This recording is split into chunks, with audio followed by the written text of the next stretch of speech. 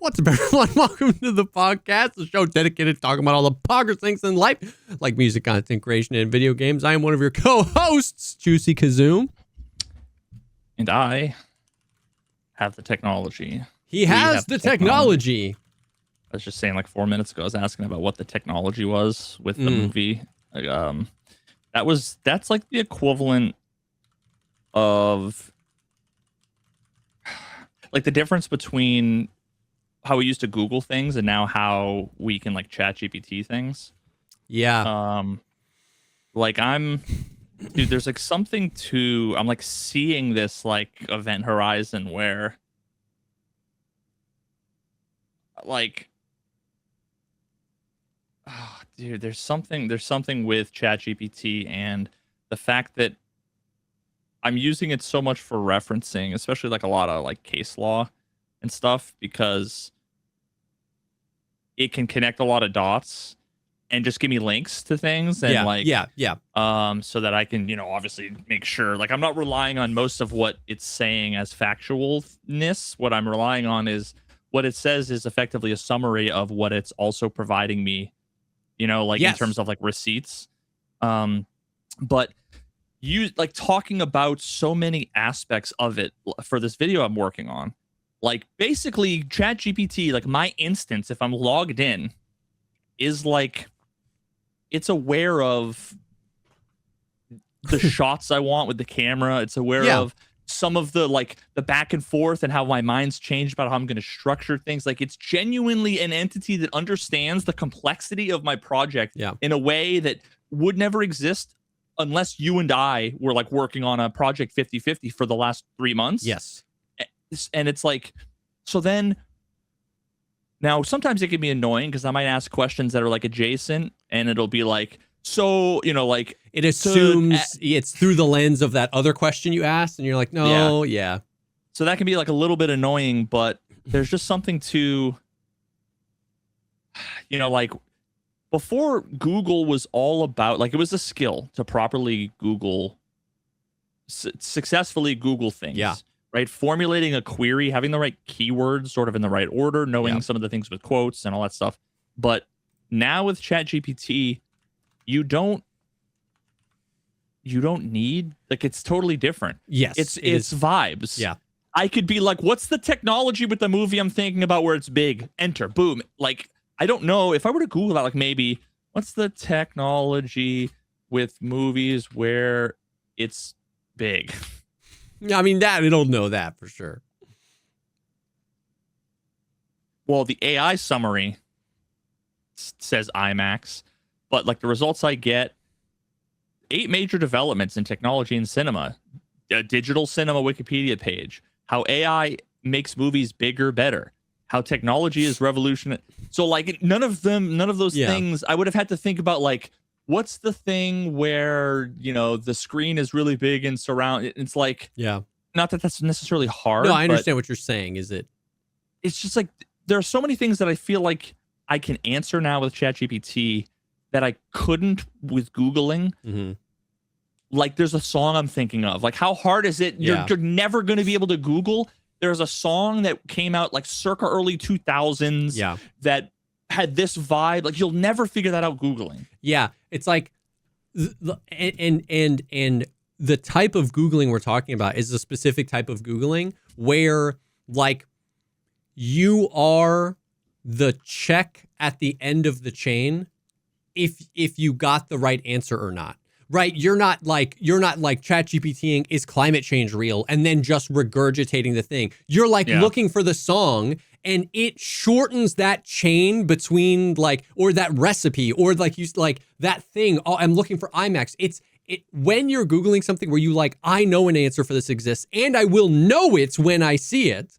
That chain and it's usually pretty trivial. So much shorter because there's that check where you go, that's it. And it's like, it can help with that. It shortens that so much. You hear the song or you see the picture or you see the meme or the YouTube video and you're like, that's it. 100%. It helps with that like tremendously.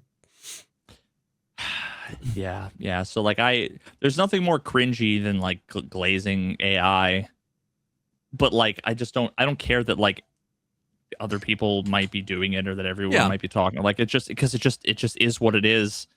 Like this is independent of any other shit.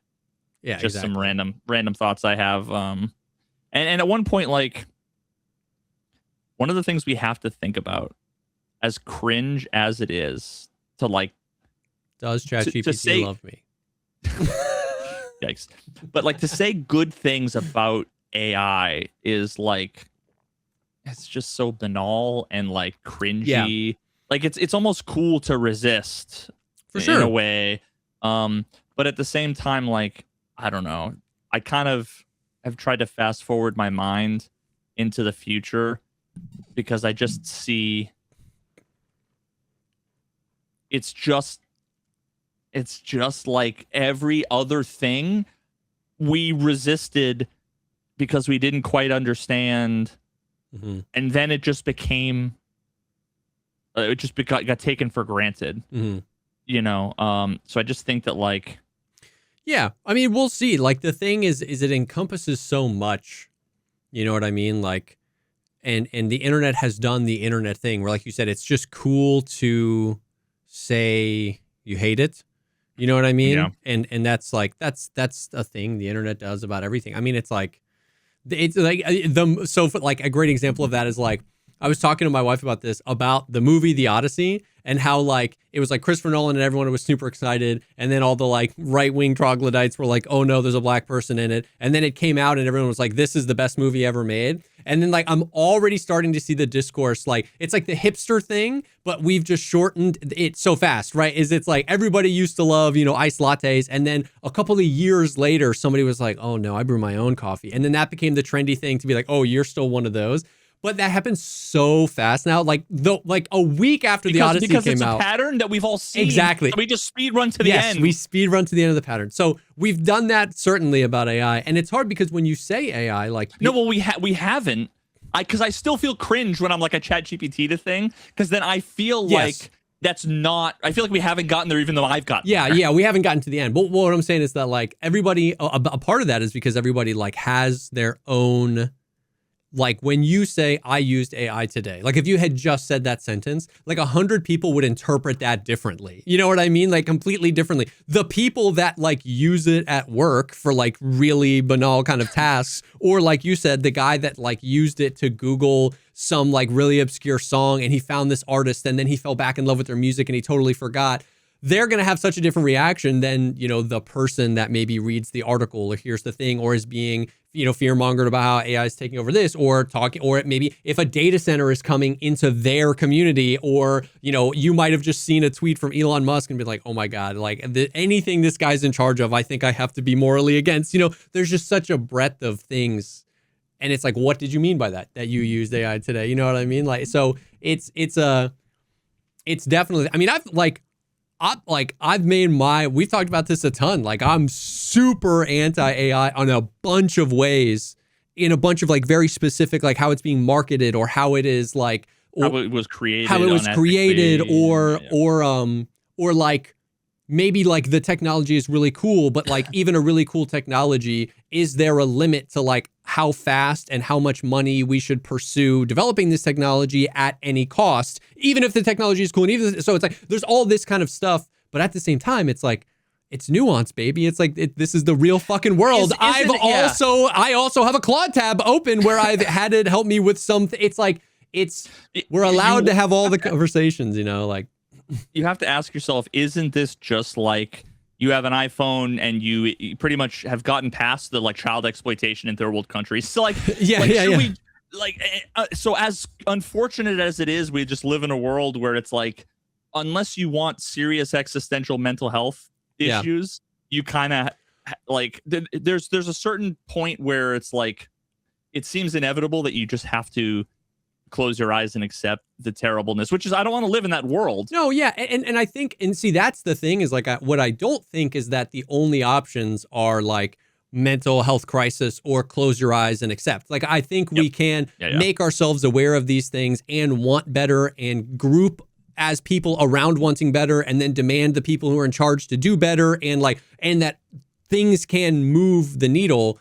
But exactly, it's like, it's But who am I to say that, like, you know, me and my wife talk about this all the time because we're on such different, you know, like internet algorithms. You know, we are both being told to love or hate such different things. Like, you know, you can be aware of like the propaganda happening all the time. And we're just in such different algorithms where it's like sometimes we meet and we talk and we're like just exchanging ideas. And then it's like, man, there's just so many things to care about. There are so many heavy things. There are so many things that we shouldn't accept anymore. There are so many things we should be mad about. There are so many things I should be voting against or rioting and it's like, and no one can do them all. And so like, that's always been my thing is like, I don't think the only two options are mental health crisis and, you know, close our ears, but you just like, in order to live in that world, you just have to be a grown up enough person to acknowledge like, hey, yes, I participate in the system. Yes, I order things on Amazon. Yes, I have an iPhone. Yes, I have used AI to, you know, help me search or gather information.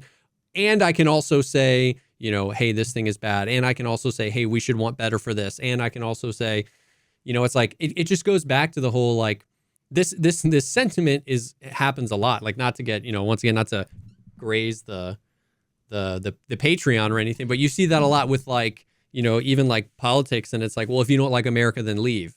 And it's like, and the AI thing is like, it feels like the only two options are like completely divorce it from your life or let it, you know, become your lover. And it's like all these things. It's like in real life, that's not how we do things, right? Like you're married, I'm married. It's not like, well, if you don't like who I am, then leave. It's like, no, I love you, which is why I am critical of these things, critical of myself, critical of you and what we can do better. And so the problem is though, and what makes this different in a way is like there are issues with AI that we have to contend with every day and going forward that are like that. I think those the things I would put in that bucket 100%. Everything you just said, I totally agree with. The thing that doesn't exactly work there is that we already passed an event horizon. The biggest, worst, most unethical, maybe not the biggest, worst, but like we already crossed all of these fucking technologies were trained on unethically sourced, blah, blah, blah. Like they've all done the bad things and they exist now and there's no going back. Yeah. So it's like, and like, so it's almost like, I don't know, maybe these companies need to do some lawsuits. Some other people can deal with it. I see what you're saying. You just kind of have to be over it because do I use ChatGPT forever or do I not because they did it wrong 2 years ago? Like what you're saying is like there is like we are so far past that there is no one is going back to do it right because, you know, if there is no going back, the models will always be trained on whatever models it's exist. Like you can't like we have passed the event horizon of like no one can go back and make an AI model that's competitive that is done right, that's not trained on the right things. It's like we're past that. So, you know, exactly. And I read something about that where like the models are trained on other models now.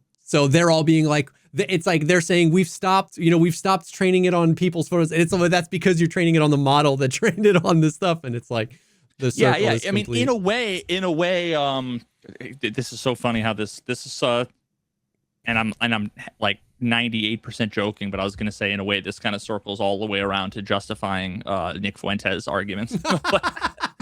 but it just comes back down to the like, if everything you did, someone was like, yeah, but we had slavery 250 years ago. It's like, well, what do we do? I can't do anything. I don't leave the house. I can't participate in the world because we fucked up then. Exactly. Because someone else fucked up then. It's like you kind of have to just sort of be like, I'm aware of it. I'm gonna make what we learn from those lessons not inform what I do in the future. But unfortunately, there's nothing any of us could have done. There's nothing any of us could have done to stop the creation and proliferation of all of this AI stuff. And so in a way, what I'm saying is that like, there are certain conversations I'm interested in having. Yeah. And there are other conversations that I'm just like, let's get over it. Like, we don't need to talk about like Auschwitz every time we want to talk about, going to Bank of America or whatever the fuck. Right. Because you can make some connection to something. For sure. No, I am totally with you there. And that can get exhausting to, and like the reality is like everyone's on the path at a different place. You know what I mean? Like I don't know. We had the cringe conversations like a year ago, you know, and then some person's just like waking up to that now, and it's like, oh my God. And it's like, it's just And some people are like, I had ChatGPT. I said, do my taxes. It spit out a PDF, and I emailed it to the government. And I'm like, and I'm great. And I'm like, you shouldn't do that. Even though there's like a 46% chance it's perfectly fine. Yeah. but no, 100%. And it's like, yeah. And this really is like a great analog for so many of the things, you know what I mean? Like you said, like an iPhone, you know, this, like, well, what the way this was made was, you know, not necessarily kosher, but there's just something about, learning how to exist in a system that you, like you said, I wasn't the one training the AI on the models. You know, I wasn't feeding it my pictures intentionally. So how do we exist and understand where the world is now and try to like work towards something better in the future? That the next time this decision, like, because like you said, the decision to train these AI models on every piece of information ever uploaded to the internet, owned by literally everyone else, that decision has been made. We can all agree, you know, or maybe not all, we can talk about if that was a good or bad decision. We can talk about if it was, like you said, an ethical or not ethical, but that decision has been, it has been etched into history. So that, like, as long as the conversations are, and I think this is kind of a version of what you're saying, as long as these conversations are like pointed forward and not backwards, it's like, well, we can't change that now, but it's like, but maybe we can use what we learned and like help in when future decisions are yet to be etched on the stone tablet of history, that we can maybe demand better. But yeah, it's like, you know, where were all your car pieces assembled? You know, is the Amazon employee that's delivering the thing, you know, like it's just, there's a lot to it. It doesn't mean we throw our hands up, but it just, I still feel like any mention of AI is akin to, like you walk into the office with holding a Starbucks cup and, you know they did it. It's like, oh my God, fucking jeez. I know they did. I don't care. My latte still is the latte. So fuck off. Right. But speaking of technology and tools, that's not AI, bro, I discovered a website that has single-handedly changed my workflow in like an incredibly massive way. Is this the one with the brain obsidian or whatever? No, I mean, to me that's just a glorified notepad app, basically, that syncs between devices. It's filmot.com, filmot.com. Blank page, search within YouTube subtitles, captions, and transcripts. So brother, you know how I do my videos. Whoa. You know how I do montages and what it takes me months and months and months of bullet points and to come up with all these examples. And the other day I was like, I wonder. And I just went to Cops TV, the fucking YouTube channel, just typed into there, and then I just put in quotes, stop resisting, enter. And it's like 600 videos where it shows you just click on the like highlighted part, and it in the fucking like little thumbnails, it just plays it like in browser. Right to the timestamp of when they said the thing. So you could just quickly go and click and be like, nope, that's not good. Yep, I want that. Yep. So now finding like montages, or if I'm looking for, it's like the equivalent of trying to remember that song. Trying to remember that. Now I can I know there was a clip in some video where this thing happened. I can remember like one of the phrases the guys said was, you know, those aren't my pants or whatever. And I can just type in the audit channel. And then, you know, I can, and you got to, it's kind of like old school Googling where it's like, because the transcripts are auto generated.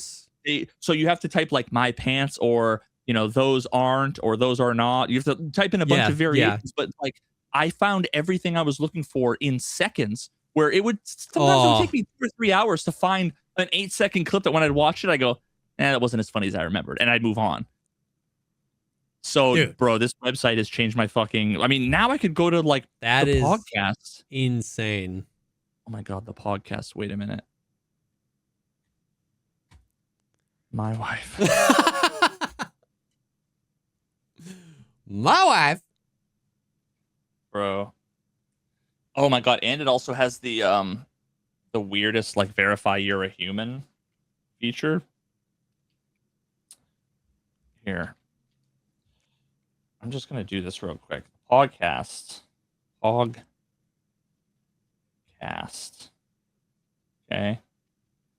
My wife. Dude, I've never seen this version of the fucking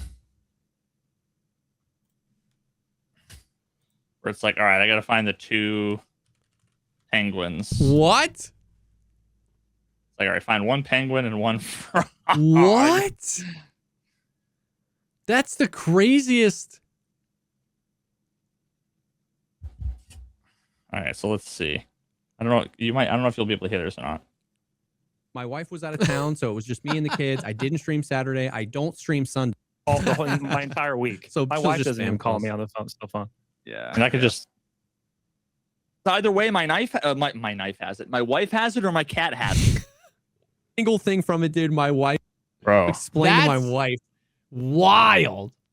Whenever I'm talking to my parents or my wife's parents or people, like a really easy. When did we start with like the random note? But my wife at her work. That's got to be like episode 200. They do when they do like team building stuff. They do 150, 170. Yeah. So anyway, it's like, bro, it's wow. Gonna transform the way that I do these videos, I think. Yeah, I can see that being game changing for you, bro. So anyway, I just wanted to shout out. Dang. Oh, bro, I can't. I haven't done this yet. It's an open tab. On my editing PC. But I just a little sample. Stop resisting! Stop resisting. Oh god, this is gonna be great. What's in your hand? Stop resisting. Relax. What the fuck? Stop resisting! Oh my god, it's gonna be a fucking phenomenal, man. Me putting this together. The Stop resisting, yeah, stop resisting, the stop montage resisting. is gonna be insane of people just abusing people, yelling "Stop resisting." Oh man, that's crazy. That is genuinely a wild website. It said it's indexing like a billion videos, 1.5 billion videos or something. Yeah, dude, that's wild. And so far, I mean, if it's got the Pogcast indexed, then like it has whatever the fuck you're looking for. Yeah. Pretty much. Wild. Oh god, stop resisting. Stop resisting. It does autoplay, which is questionable. But anyway. Dang. That's sick. So yeah, there's that. I just I'm about halfway through. You ever watch anything from Louis Theroux? Mm-hmm. So he has like a 2.5 hour interview or something with Channel 5, Andrew Callahan. Yes. I'm like halfway through it, bro. I'm like so inspired. Yeah. I'm so inspired to like, oh god, I just want to get out in the world and tell stories, and I just want to do documentaries. I just want to. But one of the things I learned when I talked to Sergeant Curtis is how dog shit, just utterly complete and utter dog shit I am at interviewing. Especially when you compare it to like someone like Louis Theroux or like Andrew Callahan. Yeah. He'll just sit there and do this while like the neo-Nazi he's interviewing just goes on and like keeps adding more and more and more. And then like when I look at, you know, as an editor, how much you can tell from like a waveform of a video, but like, because my audio is like a little bit louder than Sergeant Curtis's, I can just literally just look at the bumps in the waveform and see like, I talked as much as he did, which is like, that's a conversation. Yes. Yeah. It's not an interview. Yeah. And I spent so much time like trying to, I was doing an interview like I do my videos, which is like, I want to get something across to you as an idea, as a premise to ask a question. So let me take 3 minutes. Uninterrupted minutes. Like an agonizing amount of time where I'm like trying to cut clips for like an interview. And I'm like, I just didn't shut the fuck up. Yeah. And so I need to shut the fuck up. Well, I think I think it's recognizing what, like you said, which is like, what do I want out of this? Do I want him talking? Do I want to get to like, what he's, because I do think that's it, where what you and I do, because I'm very much so the same way. I'm like a really active listener where I do a lot of uh-huhs. Or like, oh, what do you mean? Like, what do you mean by that? And then we get on a tangent and we don't ever end up talking about the thing. And it's like, what we are trying to do and what like Louis Theroux does is the same thing. He's just much more effective at it because he lets the person just talk long enough that what they really mean and what they say come out. And we hear a couple sentences and go, well, what do you mean by that? And then we like start this back and forth. We're trying to get to that too. We're trying to get to the internal nugget of the person and what exactly do they mean. But it's harder to do when we're like talking, and he just lets them, he just trusts that they'll get there on their own when he asks a question, and they often do. And it's funny that like he was saying that like a lot of that initial stuff in the beginning came from just like insecurity and like imposter syndrome. Did you see the conversation? I haven't seen all of it. I saw some clips that Andrew Callahan had put in another interview, and I saw he just posted the full interview, so I haven't watched it yet. Yeah, but it's like really interesting, and that like he's like, I thought my questions were shit. So, and it's like, no, and then like there's the recognition of the fact that like I'm not interviewing. I wasn't interviewing Sergeant Curtis to have like a back and forth like this. I wasn't showing me on screen. Like I didn't even have my light on. Yeah. I full screened his camera, and I'm gonna like cut it out as if it was like an interview, not two people staring at each other, but one person. Yeah. So what I say doesn't matter. No one cares. I'm doing a voiceover. I'm spending now almost 5 hours on. Thought I'd sneak that in. On the whole thing is me fucking voiceovering. Yeah. You don't need more of that because like I'm gonna be cutting out what he says and putting a voiceover before and after. So you don't need. Yep. I don't know if I need better questions or if I don't know. I think part of it is that like there's at least with my Sergeant Curtis conversation, part of it was that I think I was kind of like there was an answer I wanted. I wanted him to say. Yeah. That and that's I don't know. I'm sure that's like one way of doing an interview where it's like this guy's in the KKK. He's super racist. You want him to like admit, that he's racist or whatever. You could give him challenging questions and you could say things that would make him think a certain thing that when you ask him the question finally, he would be like, well, yeah, white people are better or whatever. Or you could just say like, what do you think about a thing? And like sometimes they'll just get lucky and they'll go there naturally. Yeah. Other times you might have to have some follow-ups, but yeah, I think I spent too much time trying to like mold the clay perfectly to then hand it to him. And he was like, cool. But here's my response. And it's like, well, yeah, but actually no, but you misinterpreted the blah, blah, blah. And it's like, and then the cycle begins. Yeah. Well, I mean, that's part of that came from the fact that like I had my project almost all done by the time he finally fucking emailed me and was like, yeah, we can do an interview. So like I already have a narrative. Yeah. Yeah. And I want the interview to fit that. Yeah, I feel you. I mean, that's putting the reps in though. Like, you know what I mean? Like that's the thing is like, that's the hard part about the types of videos you're working on now. Like you've been doing them for like 2 years, but you've done like what, 4? And so it's so much harder to put the reps in because that's such a necessary part of then you being like, oh my God, my interviewing techniques need to be better. And it's so apparent now, like that I should try this or that or my script writing. Practice but it juggling just takes once so long. Once a year for an hour, and then how good are you at juggling? Exactly, at the end? exactly. So that's kind of the nature of it. So it's like it's good to understand that, especially if you're still hungry to do more of this. Like you said, if you're still watching Louis Theroux or Andrew Callahan and being like, damn, dude, I want to tell more stories. Well, then that's a good place to be where you're like, oh, this is a place I can work on. This is a place I need to be better. But it's just, it's hard for you to just put the fucking reps in because it takes 6 months to make a video. Yeah, but I was just in New York for the weekend at a wedding. Nice. And so that's why we had to miss the Patreon this week. But I got back on Monday, like midday, and I spent like fucking 10 hours editing, and then on Tuesday I spent like 14 hours editing, and Wednesday I spent like 14 hours editing. Jesus Christ. And so yeah, it's oh god, dude.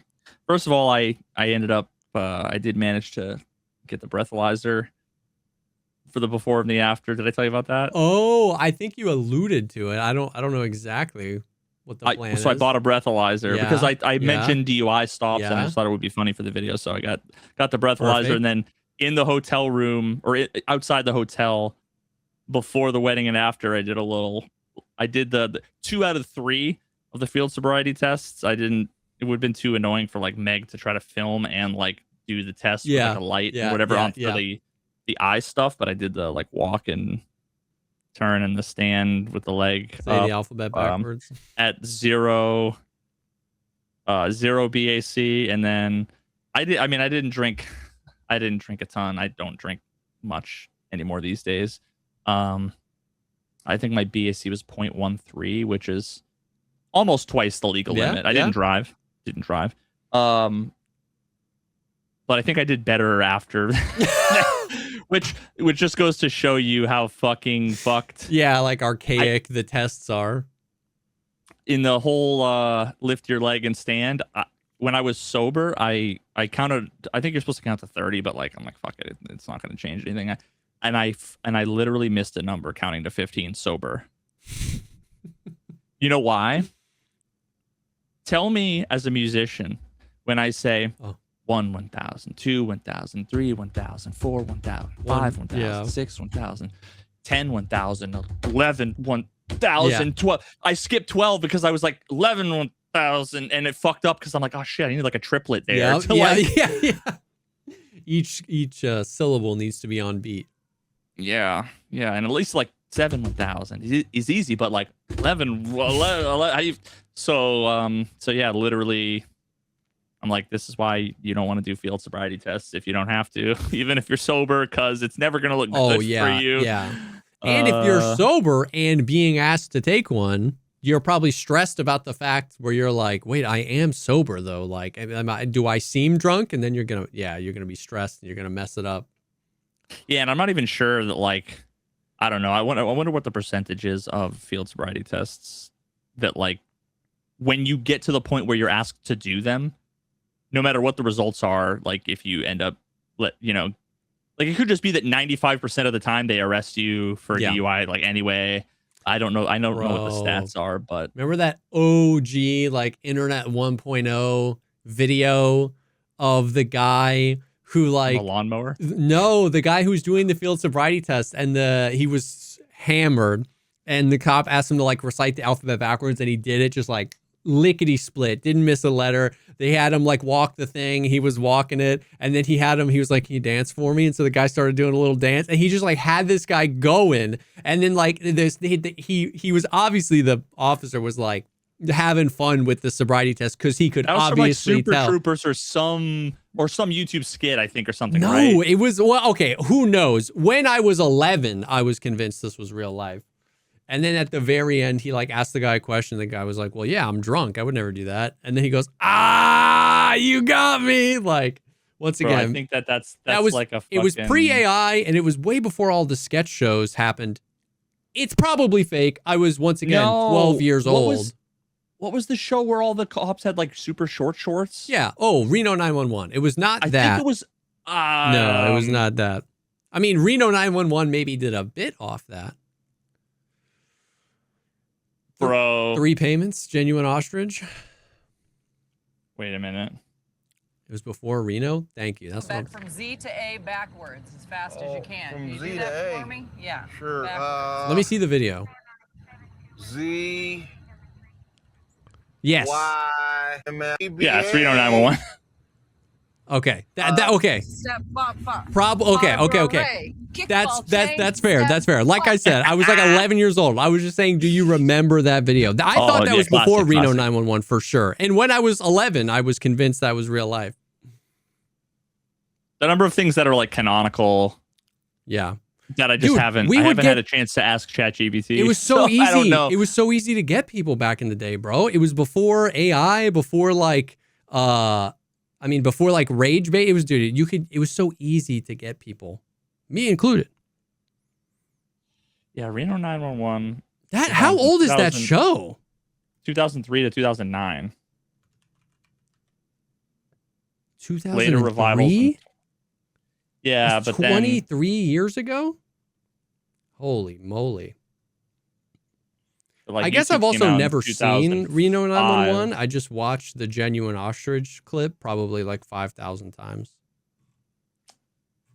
3 payments. True. Genuine Ostrich. Doesn't ring a bell. Oh, I'm a man of culture.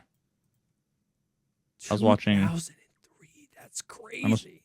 I must just reference the evolution of dance, even though I hate that video so much. Wait, so hold on. Did I get it right? How old was I in 2003? I was 12. Wow. I got exactly. Well, I guess that might not have been season 1, but anyways. Yeah, I mean, who knows? Yeah, I also don't know like when it could have come out. Like, it probably didn't get ripped right from when it came out right to YouTube. True. Like, this particular video that has almost 8 million views was 2018, but it can't be the original one. No. I don't think, but yeah. So anyway, New York. so I'm trying to. New York was good. It was in Long Island.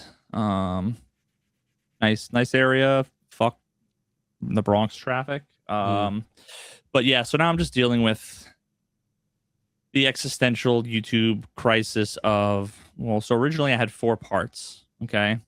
Oh, now, yeah. Are you splitting this after I baby finished- in 2 or no? So after I finished part 3, which I just previewed on stream, it was like an hour and 15 minutes. I realized that, like, dude, here's the problem. It's genuinely. I mean, listen, you've seen. Oh God, you probably haven't seen. Do you see like Memento? God damn it. You've seen movies that get told out of order, right? Yeah. I have what's effectively like fucking 300 pages of like bullet pointed ideas. Each of the ideas is connected to 4 other ideas. And it's in like a shoebox with strings, and it's like it's not a puzzle where the pieces are predetermined. Yeah. I have to figure out where to put them. Yeah. And what ends up happening is I have like 8, 1, 2, 3, 4, 5 all in order. And then I like edit that together. And then I watch a video that like is a perfect clip. That's an example of 2 and 5. Mm-hmm. But like, do I just put it at the end and say, remember the thing I talked about before? Or is it possible that I take 5 and make it now 1, 2, 5, 3, 4, make them adjacent to each other, and then put it there, and then I'll have to say, remember, because I just told you the thing. Mm-hmm. Oh, but then also, if I do that, that new thing that I just pulled in is like a perfect segue because it also talks about 7. Yeah. So then maybe I can do 1, 2, 5, 7, 3, 4. And so that's what I end up doing. So I finished part 3 and I realized part 3 actually would work beautifully because the one thing part 3 was missing was like an intro. Yeah. I just like start in almost like in media res where I'm just like, here's case law. Yeah. But there's like I didn't know what I was going to do to segue from 2 to 3 because I haven't finished the end of 2. Oh my God, bro. So I then realized, I'm like, you know what? This would fit like if I took 2, the concept I have for 2, because again, it's mostly just bullet points, not scripted. And I kind of went, I could take 3 and it will go right in. The in media res thing would be perfect because it just flows perfectly from the thing before where I'm like, the intersection between auditors and police is the law. So starting with case law, it just works. You're like, ooh. So all I needed to do was take what I had for 2, like lop off the end, move it over here, put 3. So now I have part 1, 2, 3 mashed together, and 4. Really, there's 3 parts. Yeah. Which is like, will help me ultimately in the end, we'll be able to condense things more. But you can't cut 3 in half nicely, 3 parts in half nicely to make a part 1 and a part 2 Yeah, video. I see what you mean.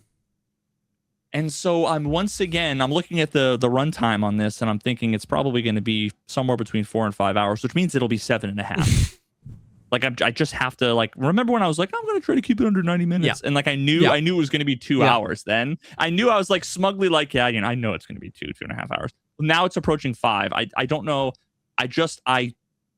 There's always more shit where I watch another video and I'm like, fuck, that's a really good point. I just, whatever, and have to stuff it in. But then that needs like a way to, then now we need to figure out, okay, well now I have 26. Where does 26 fit? Between 7 and 9 or between 2 and 16? Oh, well, actually, if I move around all this shit. But I'm still left with this like existential thing where I'm staring down the barrel of a 5-hour video saying, am I just fucking myself again? Am I spending 6 months to fuck myself again? Yeah. While also then saying, well, I don't really know if the length of my videos is what fucks me because I don't actually know. And to begin with, is it the topics? Is it whatever? Right? Like this video, like if H Bomber Guy made my video, if I just gave the video to H Bomber Guy and told him to put it on his channel, it would get 5 million views. How long was the Billy Mitchell video? I don't want to say it was like under 4 hours, like 3:51. Because that one crushed. You know what I mean? Yeah, but I mean, I just think it's the subject matter. Like people like to see. I mean, yeah, he just really sucks. So no, I mean, there was definitely some. But it also had like 87% of viewers were watching at the 30-second mark, which is like unprecedented. Unprecedented, bro. And what I was talking about earlier, bro, is that video is the only video where I like still regularly see comments where people are like, the intro to this video is like cancer for my brain and my eyes. Like the only video where people complain about the intro, and it's the greatest intro I've ever made. And the intro scientifically, like, like you have the data. The intro stemmed from me having like a 2-minute intro that was basically just like a montage of him being like a cringe edgelord, like weird douchebag con artist schmuck. And then also another idea that I had separately that was like a 2-minute David Attenborough, like in the annals of history, where I had hired a fucking voice actor, and I literally took the two and went like this. Whoop. And I just added static fucking crossfades. Yeah, that intro was amazing, bro. But people are like, oh, like audio visual, whatever. And it's like, well, I guess it's 2026, and that's what people need. They need to be like induced into a seizure so they can't click away. If you're on the fucking ground seizing and twitching, then you can't hit the back button. So maybe that's it. I'm looking at the comments on that video. Man, I'm beginning to think this Billy Mitchell guy isn't being honest. Just 4 hours of him totally lying. Allegedly. Oh. Yeah, so dude, and I don't know. I'm trying to open my mind up to this idea that I think could be very real, but I'm just not sure. I'm not convinced. Like I look at something, I see this picture, I feel something very strongly. But at the same time, my like part of my brain is saying like, if you have like a blind spot, it could be this. And there's something like, it's so fucking stupid. It's like, I don't know if it's like an aesthetic, like artsy thing, if it's like vaguely tied to like ego or what it is, but releasing 2 videos is just not the same as like releasing one. I can't separate it in my brain. Even though if I took the video, cut it in half, and did part 1, part 2 with like a little, it's like having one video is like having something on the wall that's like a piece of art, where it's like I've got the Billy Mitchell video, 100%. I've got the Flat Earth video, I've got the Chandler Halderson video, I've got the police and auditor video. Not I've got a 2-3 part series on a blah blah blah. It's so stupid and it's so superficial. I mean, I'm way in that same line of thinking. Like either it's not as superficial as you think it is, or I'm as superficial as you. Yeah. You know what I mean? Because like that's kind of last week when we were talking about this, that's what I was trying to get at, where it's like, I only really think it's worth cutting into two if you could feel, I have the auditor video and I have my police brutality or whatever you would call the second one. Like, right? If only if you can actually bifurcate them enough that they are two distinct videos in your repertoire of like, these are the videos I'm the most proud of. If they are linked videos, like they are about things that are similar, but I feel like the only way it would work is, if you were able to separate them in such a way that you were like, these are just two distinct videos about things I'm passionate about and researched and learned about. And I definitely the way can't. you script, I don't think at this point, unless you knew that going in, like that would be, borderline impossible to do. Yeah, it would be like if Interstellar was like a 2-part thing and like part 1 just finished like right before he takes off on the spaceship. Yeah. Like the first movie would just be them on a farm, right? Yeah. Like what? Exactly. It's not, oh God. So it's like, But here's the thing. yeah. Aesthetics aside, let's just say I split them into 2 pieces. Yeah. Made it so that there was like a little bit of connective glue where like I added a little bit of an ending and then a little bit of an intro. Yeah. To like say there's part 2 coming, there's more here, right? Yeah.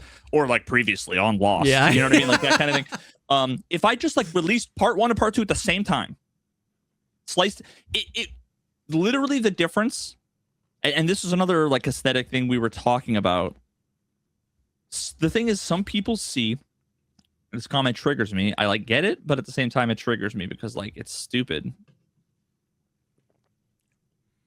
that people see like a 5-hour video and they're like, bro, if you were to make 5 1-hour videos, I'd watch them, but I'm not going to watch a 5-hour video. And it's like, are you like, you need me to tell you you're done watching right now? Yeah. You can't hit the pause button after an hour. Yeah. That's just, those people have been left behind by society. You could just, but that's 85% of people. You can just press so pause. I need. It's 85% of people that comment. But yeah, but also the like, there's a part of me that's like, nah, what they're saying echoes the algorithmic reward structure, where those people will click it, they'll start watching, they'll look at the runtime and go, oh fuck this, and they click away, and boom, that's like a major down. Yeah, So, like, the question is, if I have this beautiful piece of art that 17 people watch, would I be happier, more proud at the end of the day? Or if I split it into 2 videos and 10 million people watched it, it's like, it doesn't feel as clean. Like it's like a fucking trophy case in my like Minecraft house or whatever that I'm like building where everything is like perfectly whatever. But I don't know, dude. Like, I really just think this is a gut. This is a gut thing. There's no science. I'm not making any other claim other than like my stupid pea brain feels this way. It just feels like the meme of like everybody that comes in to your restaurant and they're like, oh man, why don't you serve fries? Like the fries would be so good. Why don't you serve fries? So and then you put it on the menu. You go out, you source the potatoes. You get another guy. He's on the line. Nobody orders the fucking fries because they all want to come in. They want the usual. I just think people think they want that. People would watch episode 1, forget about the thing because there was like, you know what I mean? Because the video would end and maybe you don't have episode 2 out yet. And then they would like, it just, that's just a gut feeling, right? I could be wrong, but that just feels like a thing that the people that are commenting that they would watch all 5 parts wouldn't. I would like bet my channel on it. Dude, I don't know. It's like, I prefer I prefer like a 5-hour video, but the amount of time I've spent looking for like the playlist that has all 11 videos in order, and I'm so excited to watch all of them in a row. Next. So it's like I've been there too, for sure. I am both of those people. But I just think that because let's just put it this way. Let's say all things are created equal. Yeah. And let's say most people, the average person, can only sit down and watch, let's say 37 minutes. Yeah. Which is honestly, it's probably like 47 is like my average watch time for like the flat earth video. It's 8 hours long. It's like 47 minutes. Oh, interesting. Yeah. If, again, all other things being equal, if I made it in parts and they're going to, probably more people will click on the 1 hour video than will click on the 8 hour video. And if they all things being equal, watch it for 45 minutes, they just watch 75% of the video, not whatever 3/4 of 12.5% of the video. Yeah. So, which immediately will make that get boosted. Yeah. And so, like, I don't think that people are going to change their behavior based on the length of the video. I think it might change who will, like... Yeah. So if they're not going to change the behavior and the behavior's set, I mean, I guess that also means, though, that, like, wouldn't that mean that longer videos always do worse with that logic? I'm just trying to, like, walk through this. That you would think that they would always, or that they would always do better if they were shorter. But that's what I'm saying. But keep going with that. The behavior is set. So the person saying I would watch it in 5 chunks, but I won't watch it all, I don't believe you. I believe your behavior's set. You're going to watch 30 minutes of whatever video you pick, and you're probably like never going to come back to it. Like if you were engaged with it, you would just click the video and the runtime is irrelevant because you're only going to watch 30 minutes of it. And at that point, you're going to have decided if you want to continue watching or not. You'll pause the video and come back. But I'm better off if 2 videos in that case. I'm way better off as a creator. No, well, because with one video, the lack of watch time percentage-wise hurts me, and in the other case, I don't get a bad view on the second video. He just doesn't click there, so I don't get a watch time penalty. Yes, but here's the thing: that's not the only. That is one island of the conversation. You have to post a second video, which means you have to title and thumbnail a second video, which means you have to SEO a second video. What if your second video gets more popular than the first video? What you're sacrificing as the creator is the fucking order that you're spending all this time creating.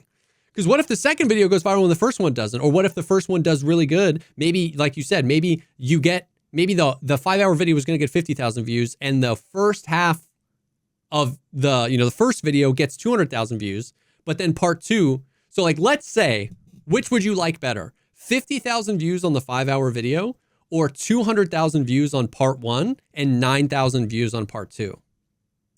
Monetarily, you're probably better off with 200,000 views on part 1. But was that the art you set out to make? Half a video? So like, that's where you as a creator get boned, is like... Yeah. There's, I'm looking... it's not like, God, I like hate to say it. It's like, obviously that's a false dichotomy. Those are the only two options. No, it's that I'm not new to this. So it's like at some point, this is like some of the existential thing where it's like at some point I'm either going to become popular or not. And so at what point, if I'm making art, yeah, and none of it blows up because it's not art that is tailored to the annoying bullshit of the algorithm, yeah, and it's not art that can transcend it in some way because I don't already have 5 million subscribers, yeah, or it's not about super, controversial. I'm not making it about vaccines or whatever. Yeah. Then it's all well and good if I make art for the next 5 years, I never blow up, and then I quit YouTube, versus there's a world where I have to make sacrifice. Like, I'm asking myself whether or not I need to make some sacrifices, because I might not be in the position where I've earned it to be able to make the art. I understand what you're saying. Okay, so then let me hit you with this. Now, if I got 9,000 views on part 1 and 200,000 views on part 2 is infinitely better than the other way around. Because in one way the line's going down, and the other way the line's going up. Yeah. Let me hit you with this though. Okay. I think my gut tells me if you're in that zone where you're like, hey, Jesse, I hear what you're saying. And as a creator, I want you to watch the whole video, but I'm at the point where you're like, I am trying to blow up. I am trying to get to become a big creator. I'm maybe willing to make some sacrifices. I would feel like it would be way, way, way, way, way more beneficial for you to edit this video wherever it lands. Let's say 6 hours, right? And then go, I'm not allowed to post it until it's 3. I think that's better than splitting it into 2. Because you're... And then release the full thing on Patreon, or 100%. And genuinely, that could be a way to drive your Patreon, right? Because imagine the 3-hour, super refined, no syllable wasted, incredibly paced, tight video gets 4 million views. And in it, you plug your Patreon where you say, hey, there's a 6-hour version of this, right? But I just think that if you're thinking of making sacrifices, I think that's how you play to the algorithm more than splitting this into 2. Because neither of us think the algorithm likes, because think about this. Do you agree with this? Neither of us think the algorithm likes part 1s and part 2s. What we're wondering is, does the algorithm like 3-hour videos better than 6-hour videos so much that a part 1 and part 2 would be beneficial? Well, then in that case, just a tighter, like tune it to the algorithm that way. Just run a comb. Then it's the best of both worlds. It's the best of both worlds. Run it through, like, those are the hard decisions. Fuck, I'm going to cut this montage or this thing, but can you be honest with yourself to be like, I made this point well? Or because I feel like I feel like looking at it through that lens refines your skill as opposed to this, like, you're like relenting and be like, well, fine, I'll just split it into 2 because these stinky poo-poos won't watch a 6-hour video. There's no universe where that 3-hour video isn't just like tight and paced, and like paced not as copy and paste, but like well paced. Because that's you know what I should also do. You want a video people cannot take their eyes off of. I mean, part of what I should also do at some point is like take the whole video, hit R and Premiere, and just like grab the end and just go like, yeah, dude. Just make it 120%. And then you get people to watch it on 0.25 speed. You get 4x the watch time. You're a billionaire. Oh, dude, if it fucking actually didn't fuck up like the format of your speech when you tried to change the pacing. I mean, God, I mean, I could probably get like 20 minutes if I went through 6 hours and cut out every, like, oh my God, bro, fuck, like, YouTube is so AIDS. Fuck, dude. I hate this fucking platform so much. Because then I have to cut every sentence needs to be right up to the next sentence, and there's no breaks, and and it's like, see, I don't like think so. Pacing. I like the slower shit. I like being able to go like and have the reverb tail go, and it'd be black screen for 1, 2, 3. No, I think so too. You know, I don't think like, you get the time there. I think listen, this is another version. Dude, I'm doing this because I love you, by the way. This is another version of what we just talked about. No, you're cooking. You're absolutely cooking. I just don't. It's another version. I'm in physical pain. What you're telling me, dude. I get it. It's not. It's easy for me because it's not my video. Give up one of your kids. Yeah. You'll help the algorithm. Just pick one. Just pick one. How hard is it to pick one to get rid of? Like, it's the same thing we talked about with the interview thing, where you're like, it's just that. So what it is looking at the video and going, I don't feel like I made this point, or like I feel like I really, it's that control. Like I really want to guide them exactly and do all this stuff. But can you make that point in a quarter of the time? Can you do the thing and then just trust that it's like, if you're following along in the video, you get this thing. I can give 2 examples of this. I don't need to give 12. You know what I mean? Like because I do think that the pacing, like there's 2 different types of pacing. And I love the pacing you're talking about. Like I think YouTube videos get exhausting to watch genuinely when there's no breaks between sentences, no musical interludes, no like. And the comments I get on my videos are like, bro, the 8 hours like flew by. Like, and I don't feel like overwhelmed. And so in that way, I think your pacing is excellent. I don't think you get the time back doing that. It's just can I make this point? Just cut this entire montage out or whatever. Yeah, or can I make this point in 2 minutes instead of 10? Can this montage be 2 clips instead of 20? Can, you know, and it's the dynamic range of like sometimes the answer is no, and you're like, this montage needs to be 15 clips long. And sometimes it's like, I think I can get the point across with this one. You know what I mean? Like that in my heart of hearts, I feel like that's the best of both worlds. You get a shorter video to post that's still one video that tells the entire story and is much more in line with what we think the algorithm is favoriting, which is kind of in that 2 to 3 hour mark as opposed to the 7 hour mark. So here's the refutation to that. Mm-hmm. I don't wanna. Yeah. But Dad, what we're talking about here is we don't want to sacrifice the like art, the frame cinema underneath the picture light, the singular, nice encapsulated. Here's my piece number 4, right? Like this is symphony number 11. Yeah. It's not part 1, part 2, symphony 11A, you know? Yeah. What, like the whole idea of wanting to maintain that, keep that alive is because like that's my art. Yeah. That's my creation.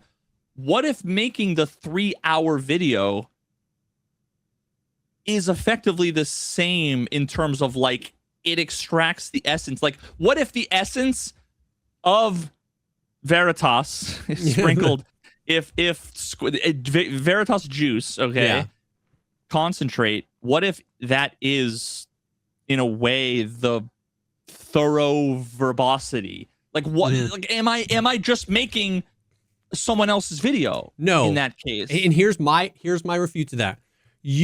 What you do and what the H-Bomber guys have done is, I believe, you reach into the algorithm and you dig a trough out towards you. And you're catching people where they are. You're not posting the 7-hour video saying, come to me.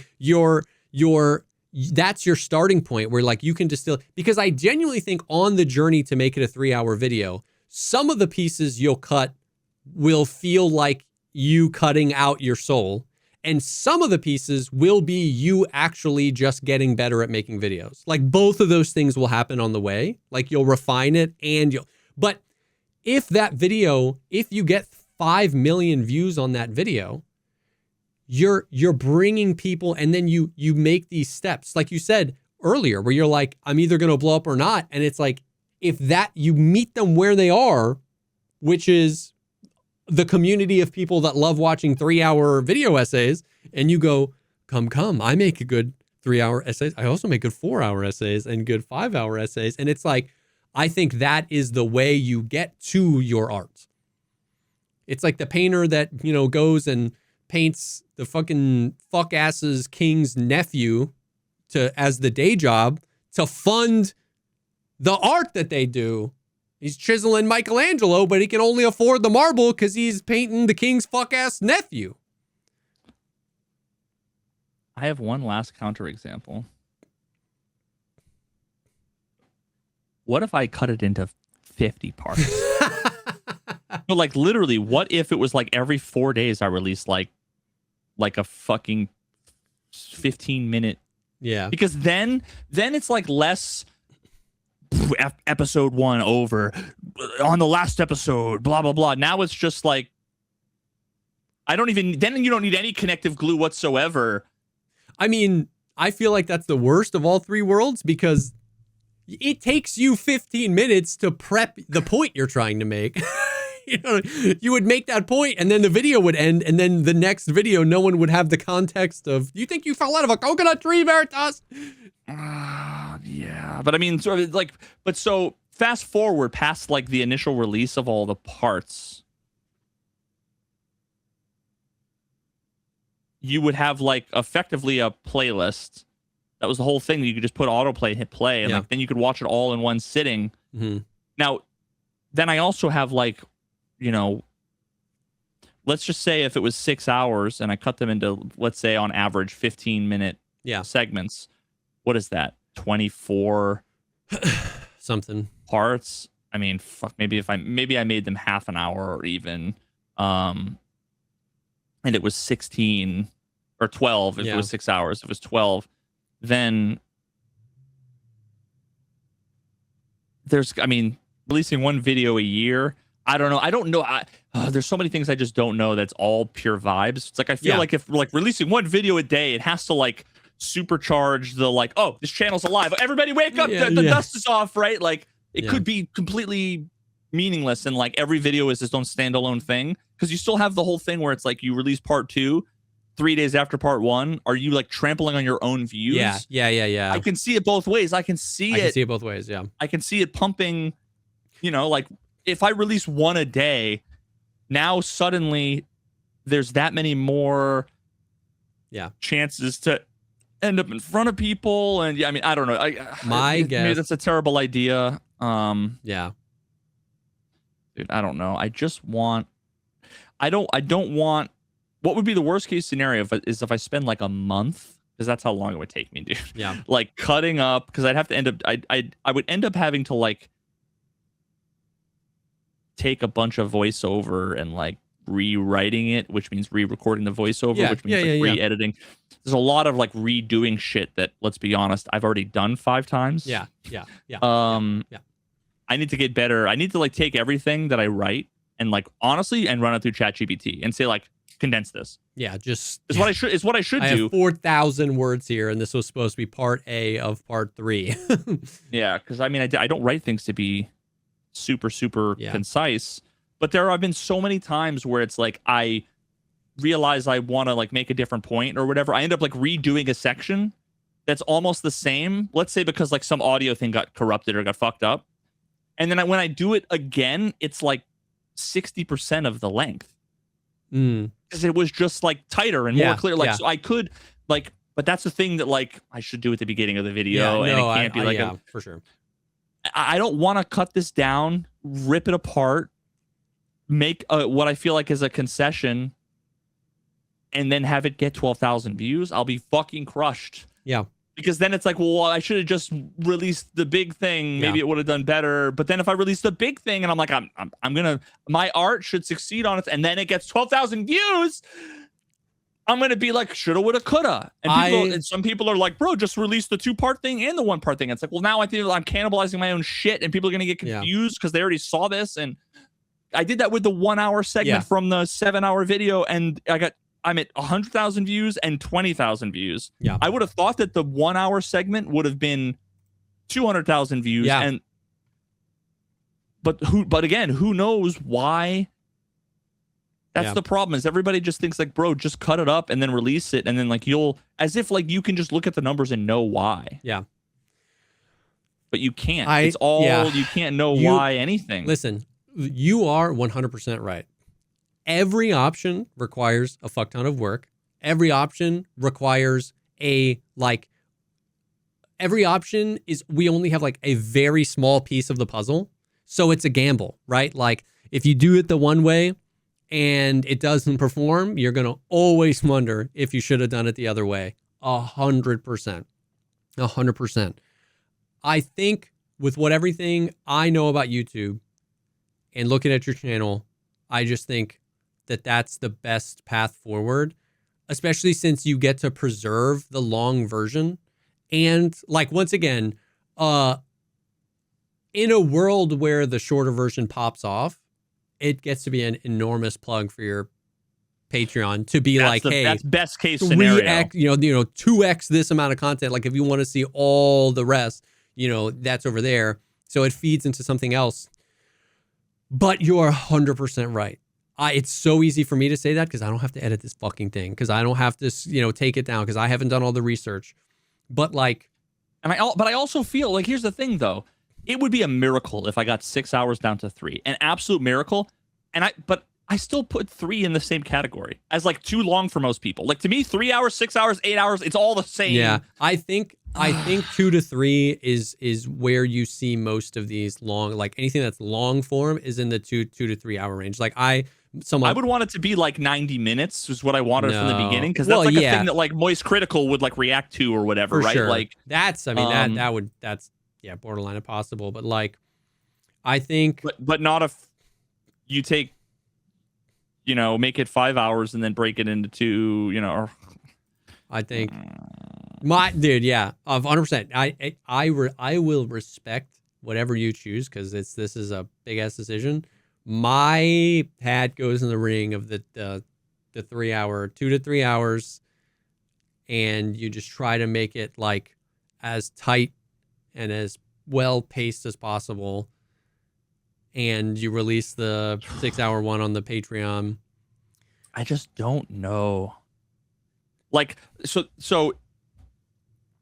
there's a 50-50 chance that what I'm saying is just pure like cope and denialism. Yeah. There's also like a 50-50 chance that like it's just true. You're right. That 100%. That I couldn't make my points meaningfully. Yeah. It wouldn't.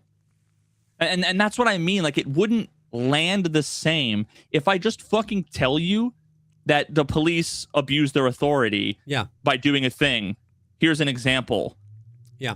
Most people are going to be like, wow, yeah, that's crazy, I guess. But if I show you systematic, like bang, bang, bang over, and then while I'm talking and interjecting and like,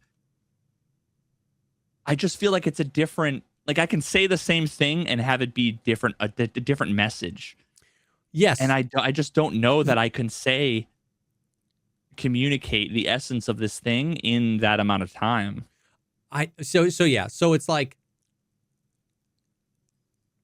I think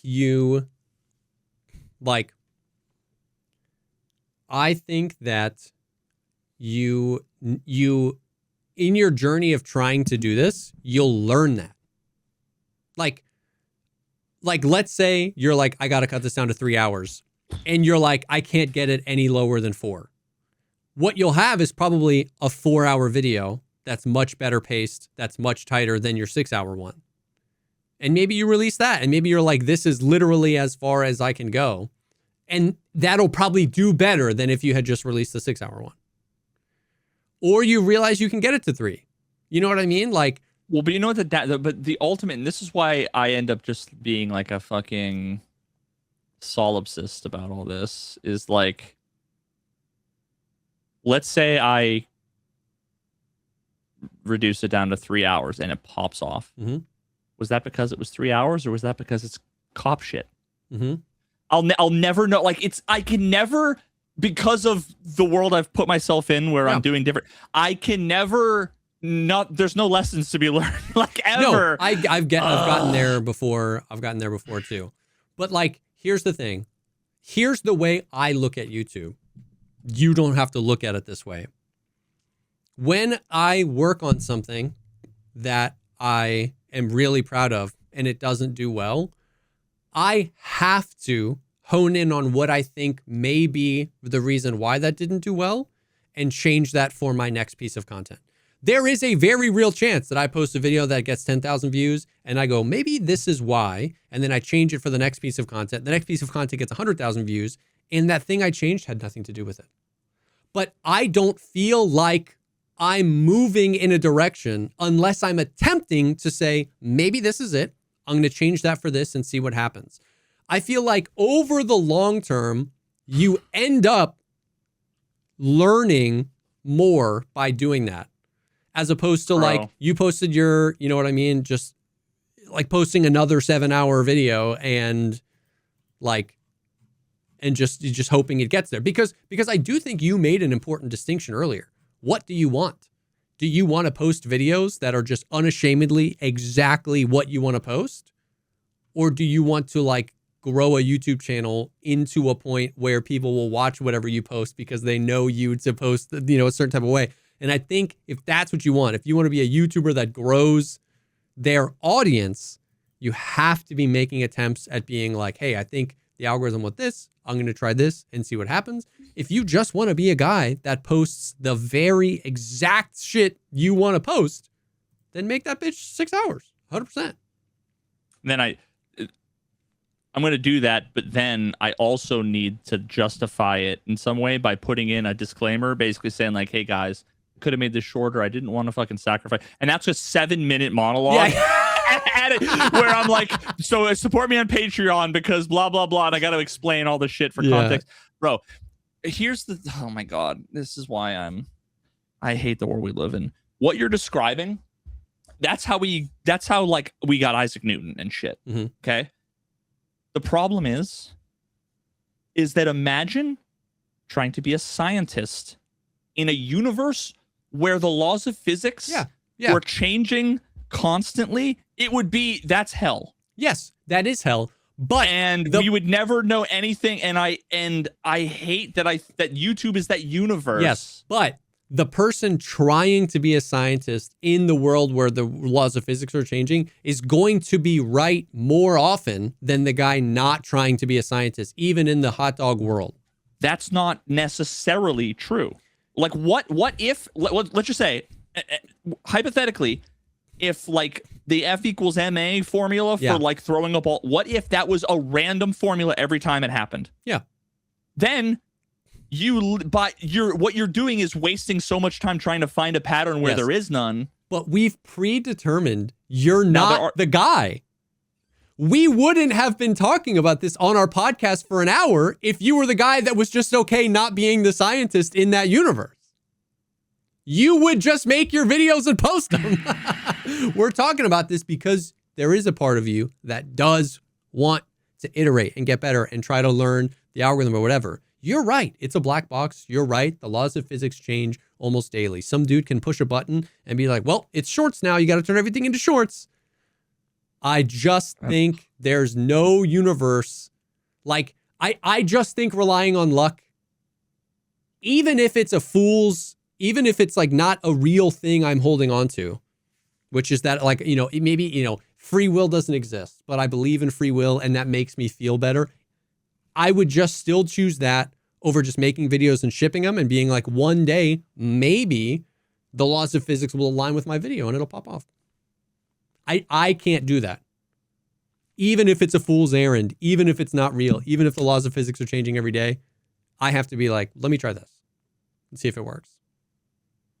Can you figure out a way to like just seamlessly fit into like the sort of ethos of the story?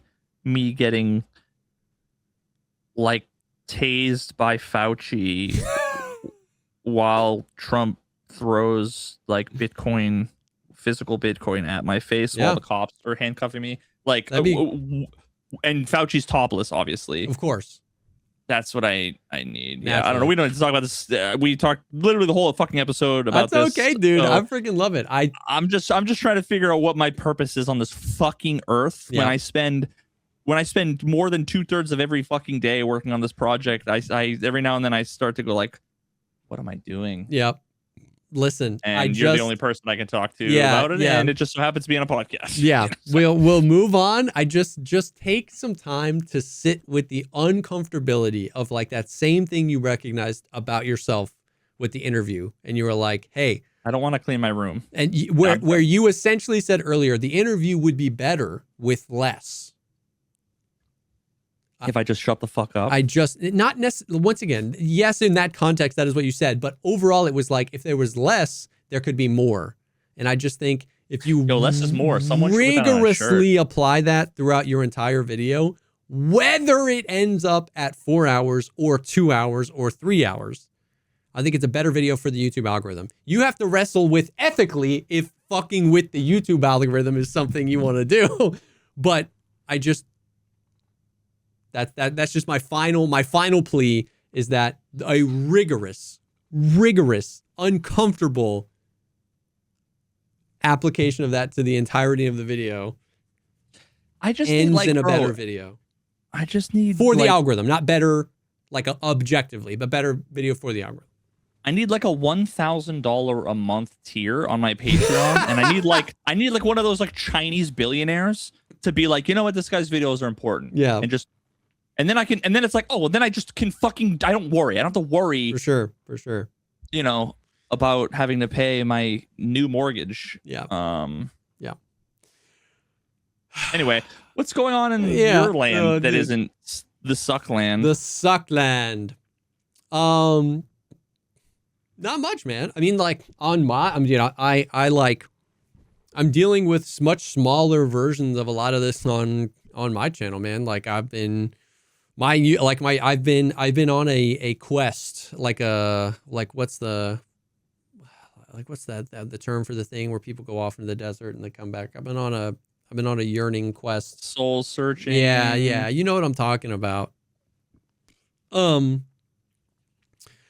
I've been on a journey to figure out what the hell my channel and my content is as well. Trying to, I don't know, find that balance of like making content that I like, but making content that's intentional. Like I've just been through so many zones on my channel where like I've been through the era where like I was making content I was really excited about, but it wasn't popping off. And then you have that conversation where you're like, oh, do I make content that just I know the algorithm will like, or do I make content that I want to make? I've had the opposite of that too, where like there was a long time in Tarkov where I felt like I wasn't making anything that I liked. I was just like phoning it in, doing like a Tarkov TV summary, a couple of highlight videos a week, a couple of like, check out this new gun or complaining about this new thing. And it was like, that was a different place where like what you're talking about is like, I'm making what I love and the algorithm isn't appreciating it. I'm like, I'm not even making anything I like and it's not doing very well. What am I doing? Like, you know what I mean? Yeah. I went through that phase. And so I think it's like, it's overall great. Like my channel has like, the past 10 videos I've done Tarkov videos, an arena breakout video, a War Dogs video of just video on the gaming industry, some gray zone videos. Like, so there's an element of my channel I'm more proud of than ever, which is like, I am finally like, not just a Tarkov YouTuber. Not a Tarkov Andy. Right. Like I posted my War Dogs video, got 234,000 views. And that was like, that meant so much to me. That meant more than a 240,000 view Tarkov video. Right. Cause it's like, oh man, but I want to continue to make Tarkov content. Like there is still, when I feel like I have something to say, I want to make that video. And so there was also a portion where it's like, okay, well, if I'm not going to make Tarkov, I'm not going to make anything Tarkov. Like I made my, they created a game that they don't understand Tarkov video. I got 900,000 views. And then I didn't post another video on Tarkov for like 6 months because there was a part of me that went, okay, well, I have to black or white. I'm either a Tarkov YouTuber or I'm not. And so it's like, I'm like arriving at the place where it's like Rilo, we talk about Rilo all the time. I love his content. And like at the end of every video, he says, his outro is, my name is Rilo and I like to talk about stuff that I think is cool. And I was like, and it was like legend. And you're like, wait, that's an option?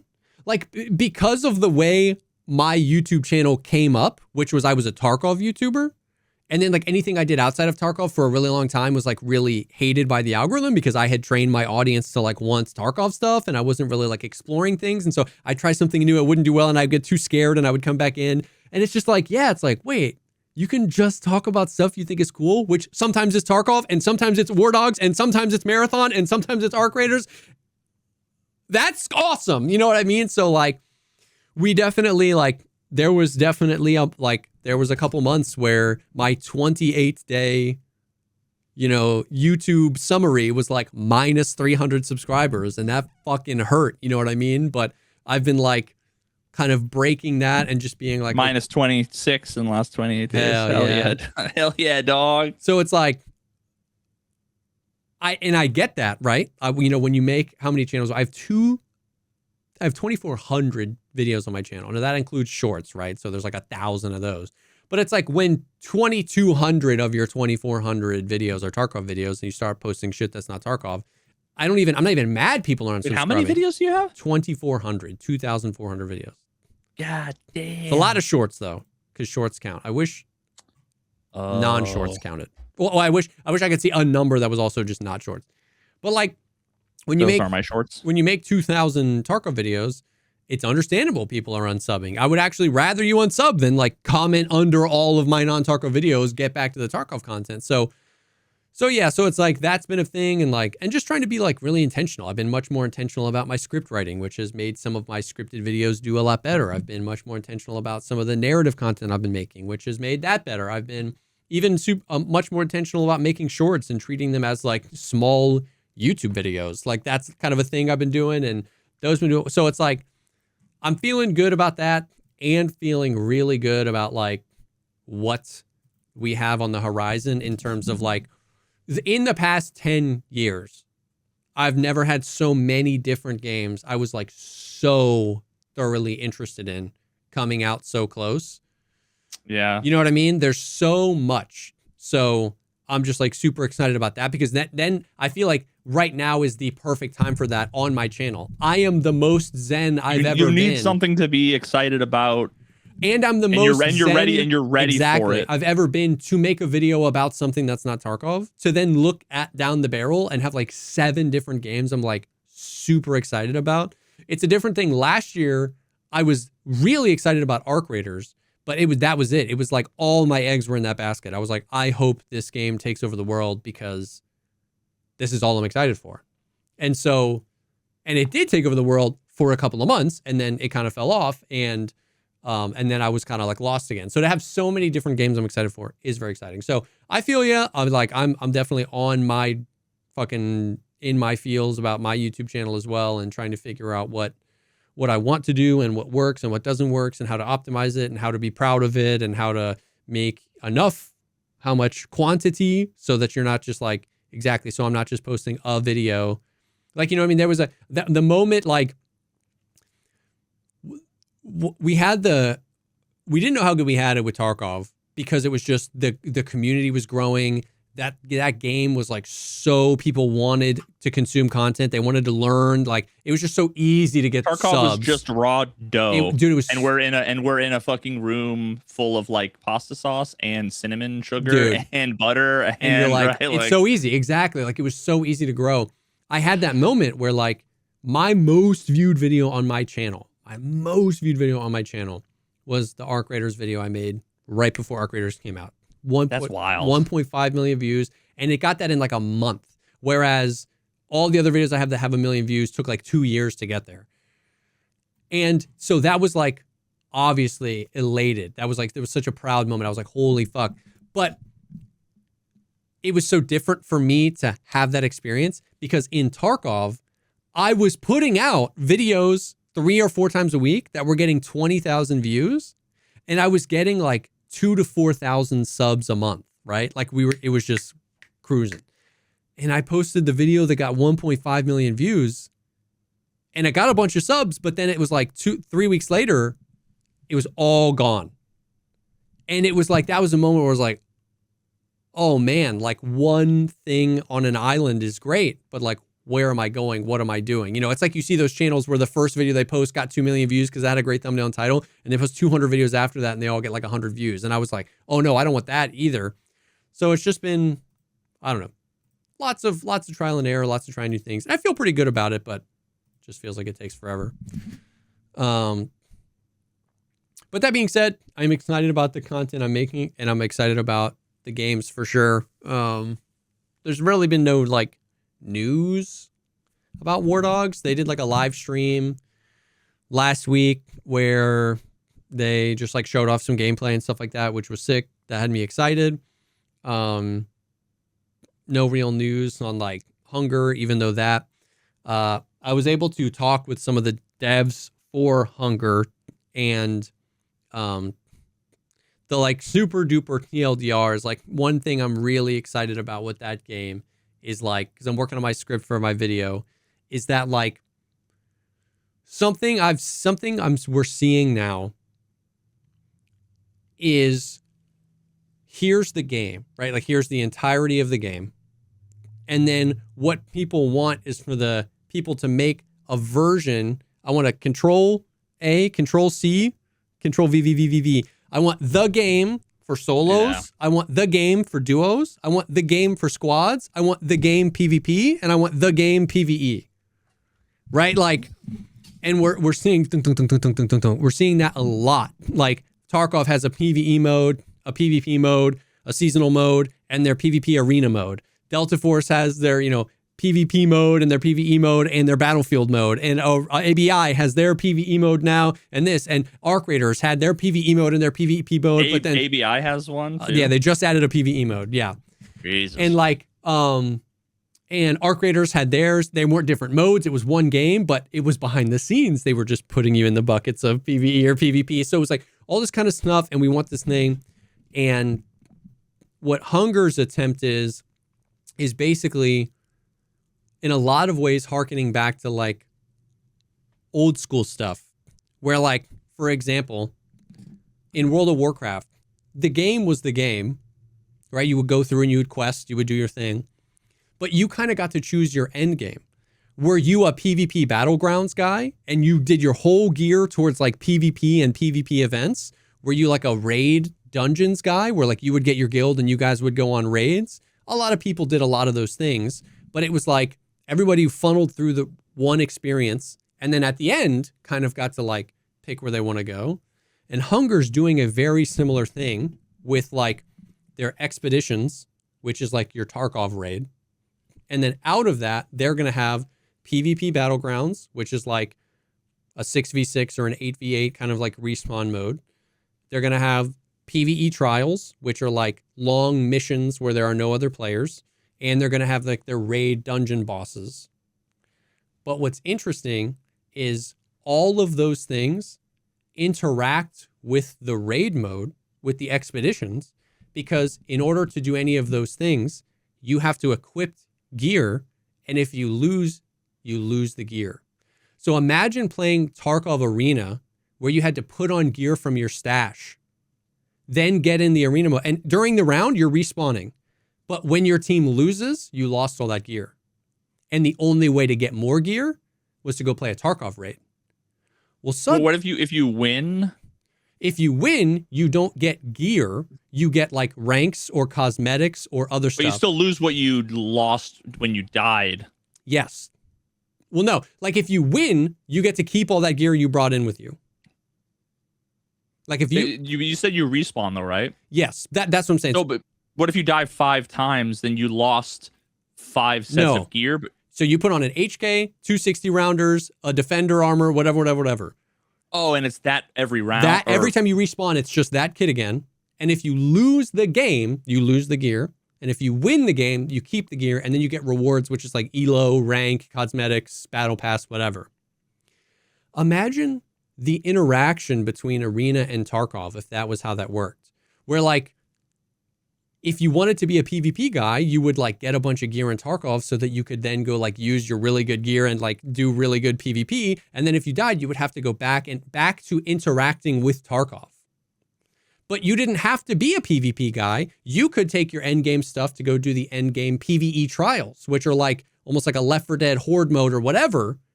And it's the same thing. If you die, if you lose that, you lose your gear. So it's like all of these external things interact with the main system, which is the game, but it allows for the different types of players, the people that like to raid boss with their clan or do more PvE content or do more PvP content. You still have to swim around in the fishbowl that is like, this is the game we made, the expeditions. That's the hub where it all is. And it's like all these like figure eights where you go out and you come back and you go out and you come back and you go out and you come back. And I found that to be an interesting, like, who the fuck knows if it's going to work? It could be that like a meta forms in 5 minutes and everybody just goes to do this one thing to farm the thing to get the thing. Who knows? But I found it at least conceptually to be a really interesting, not solution to a problem, but just an interesting approach to like, everybody has to go through the game, but where you take that is kind of up to you. Do you want to be more of a PvE person, more of a PvP person? Do you want to grind a rank? Do you want to go for cosmetics? Do you want to raid boss with your friends?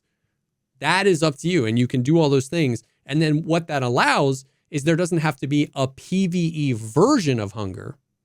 It can be Hunger. You don't have pillars. You have a. It's like a hub and spoke. That is the exact word I use. It's hub and spoke. Wait, really?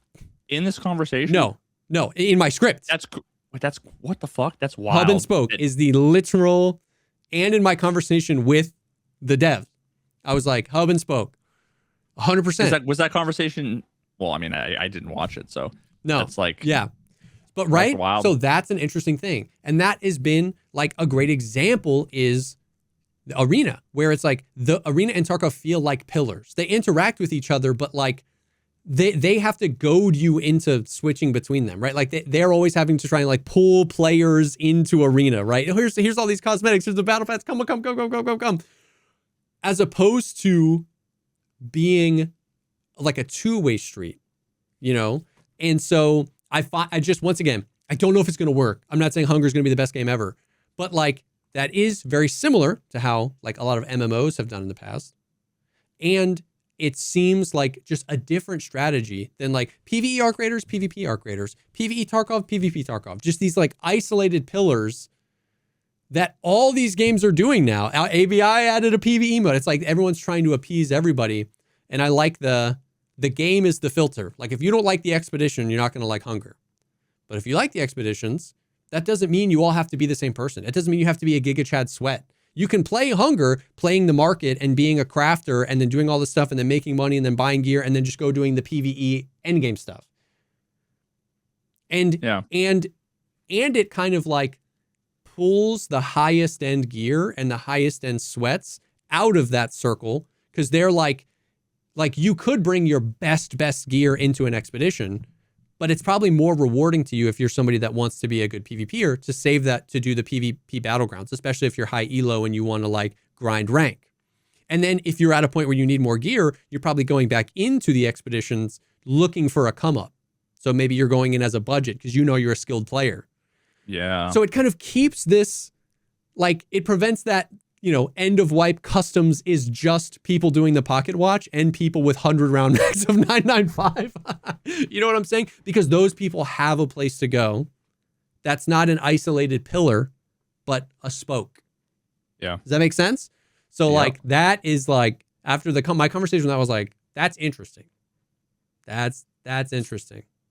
Did you publish the talk with the dev? No. Or is that going to be in the video? Or was it just a talk? It's either going to it was just a talk, really. Either you just talked with a guy and didn't directly instantly make content. It's either going to be parts of it are going to enter into the video, or it will just have greatly informed my script. You know what I mean? Yeah. Hell yeah, dude. But yeah, so it's like, so that has me really excited because that's how many times on this podcast have I said these two things? Man, I really just want a good MMO to play. And man, I missed all the good MMOs. I never played World of Warcraft. I missed it. And it's like, Hunger is like, what if we took the best of the old school MMOs, made it first person, and made it an extraction game? It's like, holy shit. You're speaking my language. That ain't going to be a game for everybody, but holy shit. You know what I mean? So there's that. What else have I been doing? Oh, I've gone deep down the rabbit hole of the Fragmentary Order ARG. The fuck? I have. Those are all words I've heard individually before. Yeah. I'm familiar with all of them. In that exact order. It doesn't mean anything. So Fragmentary Order is the game Nikita's making. Dubai, new studio, sci-fi. It's not Tarkov 2.0, but it's kind Didn't of. we think? Was there another name for it? Frago is what people call it. Oh, because Fragmentary Order is a long ass name. I thought Core, that, like the original. Core is the company. Oh, that's what it was. Yeah. Is that I think everyone we didn't know. COR3 he just dropped a video one day. Yeah. Core. I think Core is okay. the name of the studio, and they're making a game called Fragmentary Order, aka Honestly, Frago. Core would have been a better name, but and they have this like absolutely bonkers ARG. You talking No Man's Sky level here, or? I didn't interact with that ARG at all. It's like the answer is no. It's not. Okay, like that, no. But they don't have fake actors who run other YouTube channels that are literally interacting with the ARG as like I'm an up and comer interested in this ARG. It's super, and then they're it turns part out of the ARG. not that they're part of the ARG. The actor in the YouTube channel is the fucking AI that in the brain of which the entirety of No Man's Sky exists. Okay, no, nothing like that. Nothing fucking like that, bro. Holy shit. Sorry, it's everybody who still wants the No Man's Sky video. oh, Sorry. Spoiler alert. Okay, so no, not like that. But there is like it's a very deep, very complex. I mean, there's like a terminal. If you go to core3.gg,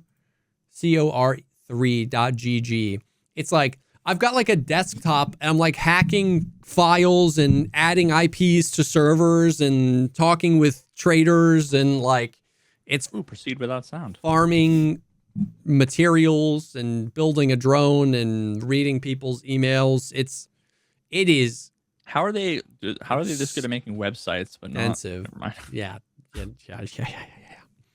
It is very extensive and very What in complicated. the fuck? Okay, wait. I can't wait till I have the new setup to where like I'm gonna try and be very purposeful with how I do how I set everything up so that like I can have proper podcasts.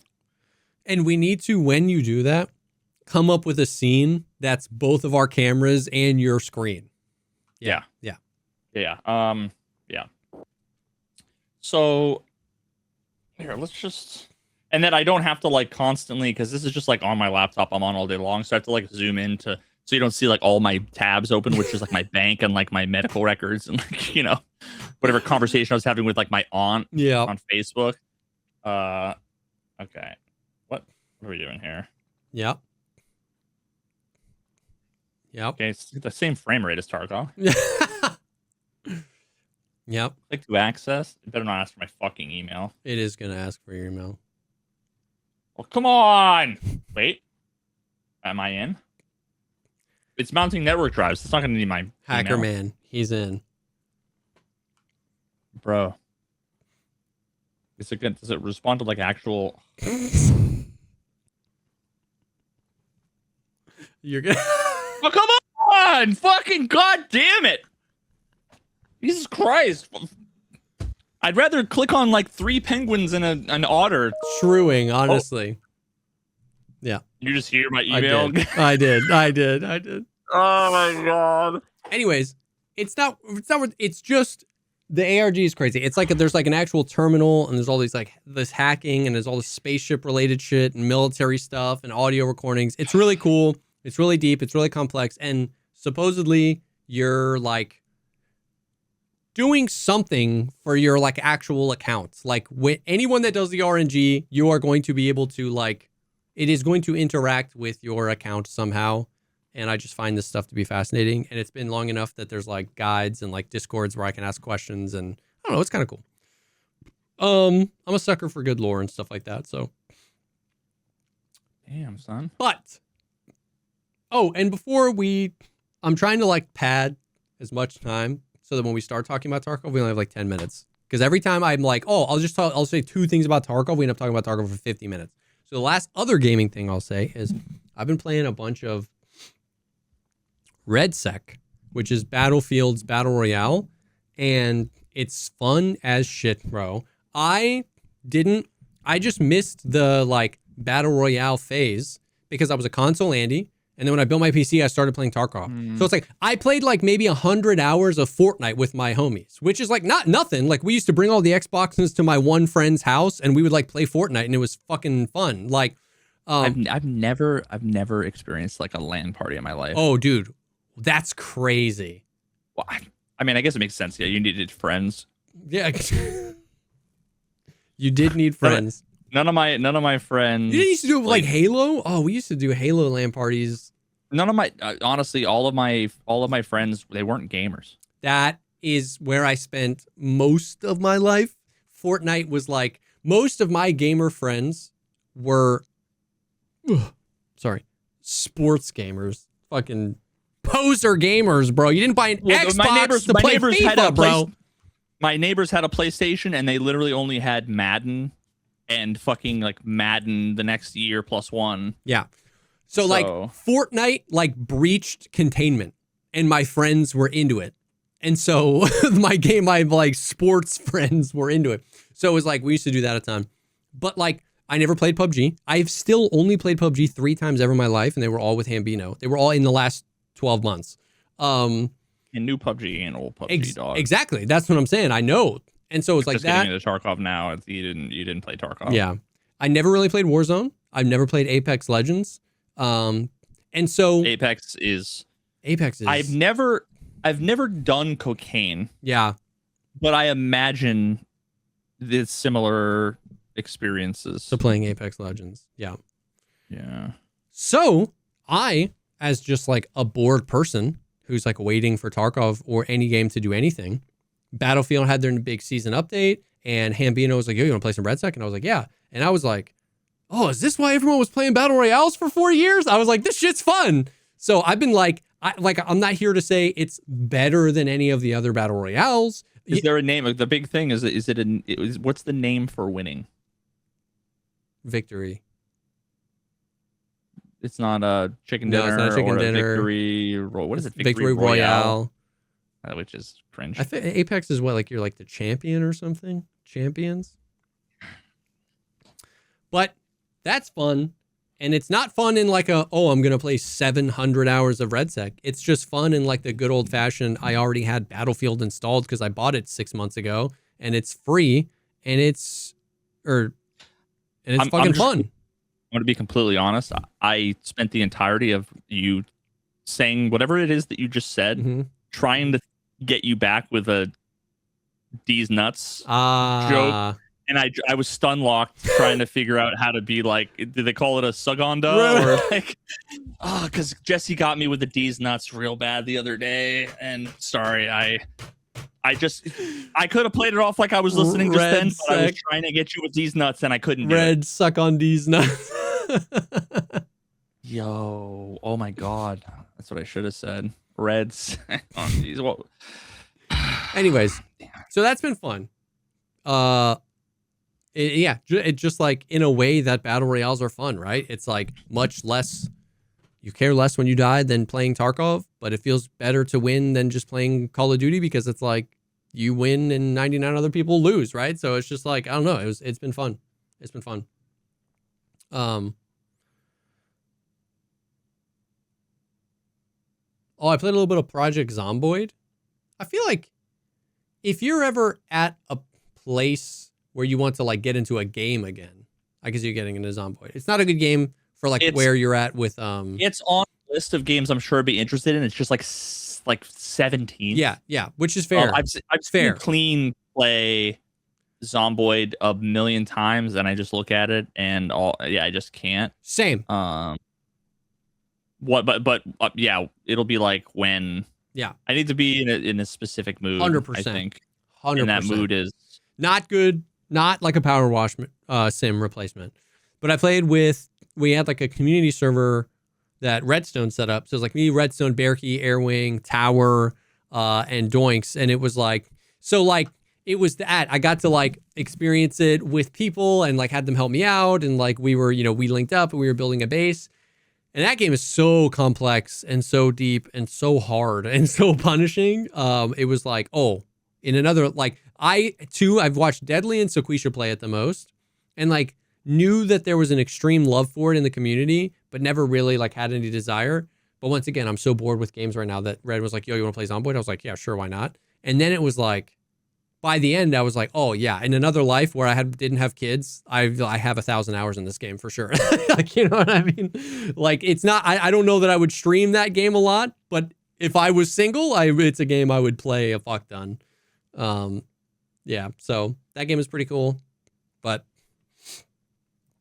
we still have to play that. I mean, at this point, it's going to be past the point where it's going to be relevant, but that fucking game. Fucking Mecha Chameleon. Yeah. I saw, we may have reached that point because I saw something about how apparently some maps in that game were like installing malware onto people's PCs. There was like a big, update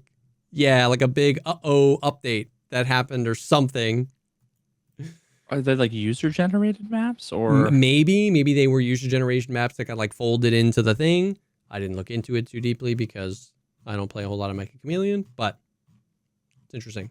Someone said play it tomorrow. Oh, you can get maps on Steam. Yeah, I would play it tomorrow. The problem is, so tomorrow I'm getting a part of my foot cut off. Interesting. Why? I have a like a plantar wart Oh, okay. on the bottom of my foot that's been there forever, and it's like I'm just sick of dealing with like the constant. It's just like an ache. It's just uncomfortable. Okay. I've had it forever, and I went into the fucking. Took me a bajillion years. American healthcare is so great. Definitely no waiting lists. Yeah. Yep. When the first time I'm going to see a dermatologist at 37 years old, I scheduled it back in March for January. Yep. So sick, bro. But they basically gave me the option of like we can try to like freeze it, which I tried to do years ago, and it was like. Yeah. I don't know, so deep or whatever that it was one of the most painful things I've ever experienced. Not only when it happened, but for days afterwards. Yeah. So I'm like, definitely not that. Then they're like, there's this new like, I think it's Lasers. microwave. I was close. It's like a micro. They have a little fucking handgun microwave wand that like shoots fucking microwaves at it. But that it's one of those things where it's like it hurts like a motherfucker apparently when you do it, but like for like 4 seconds. Oh. And then it's like it's one of those like Interesting. pain's gone kind of thing. But you have to do it like 8 times in a row, and then you have to come back like once a month for like maybe 6 months, and it's like, well, that's a lot. Yeah. Or they're like, we can just like surgically just like cut it out, and you know that has like a high success rate, and also it's a one and done. Yeah. So I might be. I don't know. I have no idea if I'm going to be like out of commission at all. It might be. I think they're like literally just giving me like probably less Novocaine in my foot than I get when I get like a filling. Yeah. And so I might be like crippled in pain, or I might just be like the littlest thing ever. I don't know. Yeah. We'll see. That's interesting. Well, I hope it helps. Jesus. Yeah, it's one of those things where it's like it's gonna get infected. They're gonna have to like cut my entire foot off. It's like, was it worth it, bro? You've dealt with this for like 20 years. You probably could just fucking deal with it. Yeah. I don't remember what exactly. I don't know exactly what type of surgery, like why, but my dad got shoulder surgery like last year, like pretty extensive shoulder surgery. I don't know why I can't say that. It got infected on the inside. So they were like, hey, these like it's one of those like not like a cut that gets infected. They're like, this is bad. So what they had to do like a month or two later was go in there and redo the surgery. Basically take the hardware out, clean it. They're like, we have to make sure we get all this infection out. Assemble it. Boom. A month later, infected again. And they're like, it's really important this doesn't get infected because these types of infections can kill you. And they're like, you're like 70, right? Like we can't keep doing this. So what they did was they took it all out again and they put in, it's like they're used the term cement, but it's some sort of like doctor cement that is imbued with an antibiotic. So they basically filled his shoulder with this like... Did they remember to wash their hands before surgery? Shit that was like... It was this antibiotic cement. And then they just stitched him up and put his arm here and was like, you just can't move your arm. And then they left that in there for like 2 months to like kill everything. And then he just last week or 2 weeks ago went back they had to pull all that out again and then just redo the surgery, like put the hardware back in. Oh, so that whole thing was just to fix It was just to fix the infection. They were like, dude, it's... Oh, cool. Yeah, cool. Yeah. I'm sure nothing like that will happen to your foot, though.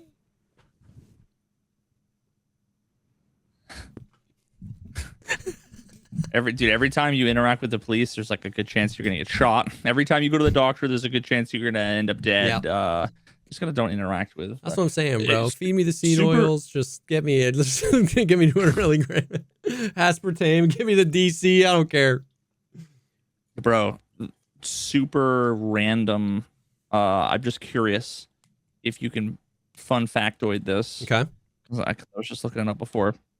If you had to guess how two numbers, and really I'm looking for this what's known as a Fermi estimation. Really, you just want to be within the right like order of magnitude, right? Okay. Is it 1, 10, 100, 1,000?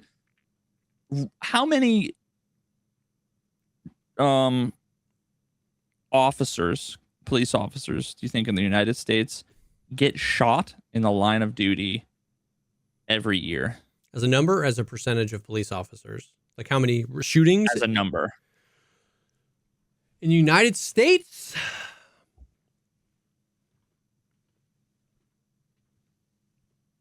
5,000.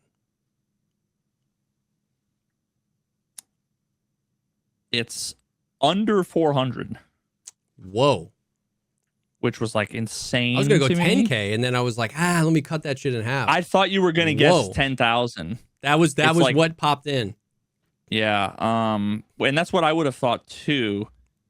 And there's something like, and I was just looking at some like a really quick estimate search, so like don't quote me on this, but it seemed like there was in the order of 20 million traffic stops. So Officer safety, though. all I was thinking about was like how every officer approaches every, like, well, if they got tinted windows, I gotta have my gun out. Like, yeah. And then it's like, how many citizens get shot by the police? And you start Googling, and yeah. So did you see this interesting in numbers. your travels on the internet? And was it AI? Because I just don't want to get got by anything anymore. Did you see? It was like 2 weeks ago. There was like a police officer in their car. It was the dash cam, and they just pulled into the parking lot, the parking garage of the police station, and there were 2 other cops standing in front. And one, as a joke, pulled his gun out and pointed it at the one in the car. Oh, and shot laughed, them? Yeah, that was real. Put it in, and then the one in the car drew and shot the one. Yeah, no, I think that was real. Sick. I think it was real. I just was confident, like, yeah, that was real for sure. But I literally am basing that off of nothing other than when I saw vibes. it. Yeah. Yeah, it didn't look fake, but yeah, I honestly wouldn't know either. Yeah. Okay. Well. Yeah, anyways. Last thing, Tarkov Season 1 starts next week. So finally something is happening. And there is genuinely some interesting things. So remember last week we talked about they changed the Kappa container to be like, it's much easier to get. And we were talking about that kind of conversation where like, it does feel bad to have one of the end game chase items to not be there anymore. But the reality was that shouldn't have ever been an end game chase item because by the time you get it, you don't need it. And so like, I hope they put some other end game chase items that are like worth grinding for, but this is going to probably be in a better spot. And how we had that conversation a million times. Interesting. They tweeted this the other day. One of the changes coming to update 1.1 is a rework of the task system. The vast majority of tasks will no longer be organized into chains where each new task unlocks after completing the previous one. Instead, they will be tied to trader loyalty levels. At loyalty level 1 with a trader, a set of basic tasks will be available. To advance to level 2, you will need to complete several of them. Each new loyalty level will unlock a new set of increasingly more challenging tasks. The rewards for these tasks will be more focused on cash, unlike the current system where a significant portion of the payout consists of equipment. Most trade offers will become available immediately upon reaching a new loyalty level without being tied to a specific task. For example, the Trizit backpack will just be unlocked at Ragman level 3 instead of needing to do a quest to unlock it. Some tasks will remain exceptions to this new system and will continue to unlock in chains. I imagine like Gunsmith and like Tarkov Shooter Part 1, 2, 3, 4, 5, 6, 7, 8. And rewards for these tasks will include especially rare trader offers or crafts. The key rewards from such task chains will be displayed as soon as you accept the first task. This allows players to see in advance what they can ultimately earn. The main goal of these changes is to make progression. Yes, the main goal of these changes is to make progression less linear and less dependent on specific tasks, providing more ways to gain access to useful items. Yeah, there's a lot there. There's a lot there. I think a lot of good. I do too. It's What we know for sure is that Tarkov's been out long enough that a change to anything gets enough people mad to be annoying. But I am going into this genuinely so excited because the way I've been putting it to chat is this could be ass. There could be a million issues with this. But two things. A, I don't see it being worse than what we have now. And B, it's so different that makes me excited. Like, think of how influential this will be on a wipe. And then when was the last time a wipe had that influential of a change? Like, whenever season drops, it's just like, oh my God. Now we could be like, oh, this is dumb. But at least it's different. Yeah, I mean, I was going to say the only downside is that, like, imagine it's just dog shit. Yeah. I want to know, like, how many man hours went into designing and developing that. That sounds a lot. Yeah. That sounds like it was probably multiple people months worth of work that is such a, oh my God. Okay, wait. Oh my God, wait. No.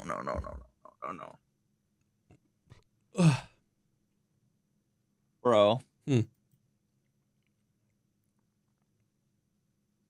I'm in physical pain. Why? Thinking about, oh my God.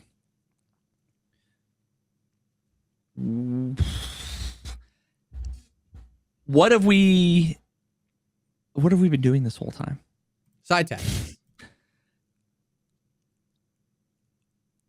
Yeah. Oh God. It's all I'm thinking about is how for years the justification for like poorly designed shit was that like we're constantly refining. Like imagine having a rough stone and we're constantly chiseling. Yeah. Making our way towards like a Michelangelo. And what Nikita just said is okay. 1.1, we have like a deformed ass Michelangelo, but it's like okay. 1.2, smash it, fucking brand new thing, and it's like 7 years of bullshit for like a thing that could have been introduced in 2019. Oh, or would have been a perfect thing to introduce in 1.0. Yeah, dude. But I don't care anymore. I don't care anymore. I'm just excited for changes. But like, there's some interesting things here. The main goal of these changes is to make progression less linear and less dependent on specific tasks. Holy fuck. Communicating what the goal is so that when I'm playing it, we can be like, does this achieve that goal or not? Awesome. The fact that like some of the quality of life stuff, like before you accept Tarkov, when you accept Tarkov Shooter Part 1, it's going to show you what you can unlock by doing this quest chain, the Tarkov Shooter quest chain. That's kind of cool. The question is, what happens? What happens if you look at the chain and you're like, I don't want anything? You'll forever have a quest you'll never want to do. Yeah, but that's always, I mean, everyone has 50 quests that they're never going to do except at any given time. Like, I have 100 quests right now. Oh my God. Yeah. I mean, I am still remembering the days. I never had more than 5 quests ever in the history of Tarkov. Yeah. I'm level 55. I've escaped terminal. I don't have Kappa, but it's like I have 50 available quests right now. Like, active. Bro, what? That's That's too much. Wait, so now the way it's going to be is there's just like a bucket where it's like you have these 50 quests. That's the question, because there's no way they're going to give you all of the level 3 quests. I mean, they could. There's no way is the wrong words. That is the question, because that'll end up being, for like newer players, that'll be more overwhelming. Instead of getting 10 quests and then work on these 10 quests and you get then 10 new quests when you do them, if you just get 50 or 70 quests when you get to level 3, like that might be crazy. But we'll see. And then also the rewards are all cash. So here's the question. More focused on cash. Yeah, see, like I don't remember really ever giving well, no, I mean I do. Like I guess the question is, some of the tasks, like the tasks that mattered in terms of rewards, were the ones where it's like you get an item case, you get the med case. Those were like huge. I feel like if the med case was like purchasable for 1 million rubles and they just gave you 1 million rubles, it doesn't feel as good. Doing that quest just feels as totally arbitrary. Yeah. I think they'll continue to give cases. What I think is that they see on the back end, like once again, you're thinking of those quests because you're thinking of a much smaller pool of quests that we did back when you did. Those were some of the best. 75% of the quests now give you like weapon parts, 10 boxes of a garbage ammo you don't want individually packaged in boxes. Things are of just going to sell. Dude, it's garbage. We all accept the quest rewards and immediately sell it all. Like it is We're working bloated. towards the 17th quest that has the case. Yes. And So everything. much Yeah, of the okay. quest rewards is bloat since you played. It's bloat, it's garbage. So since they said most will be focused more on cash, unlike the current system, my hope is that they keep those tentpole items. Like you want to get to the thick items case, you want to get to the injector case, you want to do these quests that get things, but there's just less bullshit on the way. Just give me the cash. Like I'm just going to sell the 5 weapon parts that you're giving me. Like, give me the cash. Bro, oh my God. I just imagine... There's a thing that like highlights quest items or something nearby now. Yes, I think that's just for story quests though. Yeah, because what I was just thinking about was like, I don't know why I'm theory crafting new design of things. Although they're just like implementing brand new shit now anyway. So, you know, who knows? Maybe it's still in the works or it's still possible. But I was just imagining if points of interest, like every point of interest, like major point of interest, had like 1 to N quests like tied to it. Like imagine, but you don't know until you get there. Yeah. So like imagine a new player, you go into dorms. Are you gonna want, like, some people are gonna want to check like every door. You don't know which doors are locked. You don't know. Yeah. Imagine opening up the door and then like searching in a jacket and you find the machinery key with a note. Yeah. That's like, hey, I left my thing, the blah, blah, blah, blah, blah. It wasn't sick. told to you by prep or at the thing. It was just, that would be so sick because then you'd be like, 100%. I need to search all the room. It would motivate you to explore. Yeah. With curiosity, not out of where do I find, like, what map do I look at to go to the place. That's not really exploration. Getting to get you to go somewhere is not exploration. That's navigation. 100%. And they did that well with a lot of the story quests where, like, to start a lot of them, you have to go find a thing in raid.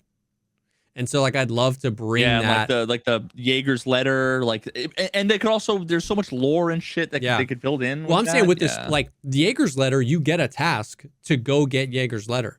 All of the storyline missions, you have to go into customs, go to a thing, and then there's a note on the wall. You have to read it. And when you read it, you receive the quest. It goes dun dun, and then you get like a new quest. And then you can go in and be like, oh, and then like you can go to the next part in that raid. So, like, that's kind of some of the cool stuff they did with the storyline quest, and I'd love, like, more of that, 100%. To exactly like you said, to encourage exploration. Some of those random rooms and dorms that nobody ever opens. It's like, what if there was a note in there, or like, you know, a knife stabbed in like a hand, and you like, it's just like stuff like that would be like, and then you get a quest, and it's like, oh, that would be dope for sure. But yeah, very intrigued to see. So there's that coming along with seasonal, a complete rework to how quests are done, and seasonal is going to be a new character, so ostensibly a wipe. Super excited to see how that plays out. They tweeted today, by participating in this season, you'll be able to earn exclusive rewards. Rewards are unlocked by reaching certain milestones or completing a seasonal task line. Once earned, these rewards become permanently available to all your characters, both seasonal and permanent. The core Breach season will include trade offers of various pieces of Black Division gear. And then they just tweeted a picture, and it was like just of some Black Division gear. So like, so what that tells me is that there are season-specific quests and season-specific progression. It's not just get max traders, get, you know what I mean? It's like each season will have things, and then by accomplishing these things, you unlock these barters for some of this gear, and then that unlocks them permanently on your permanent account. So there's a little bit of that kind of like Diablo ladder thing where you were saying where like you do something and then it kind of just like absorbs into your permanent. So like you can do stuff in seasonal and then gain access. That's kind of cool. The picture that they showed had 3 tabs at the top.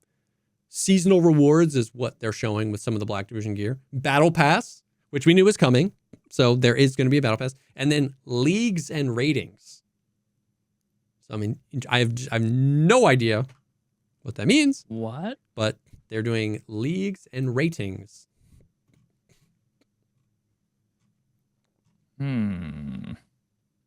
Yeah.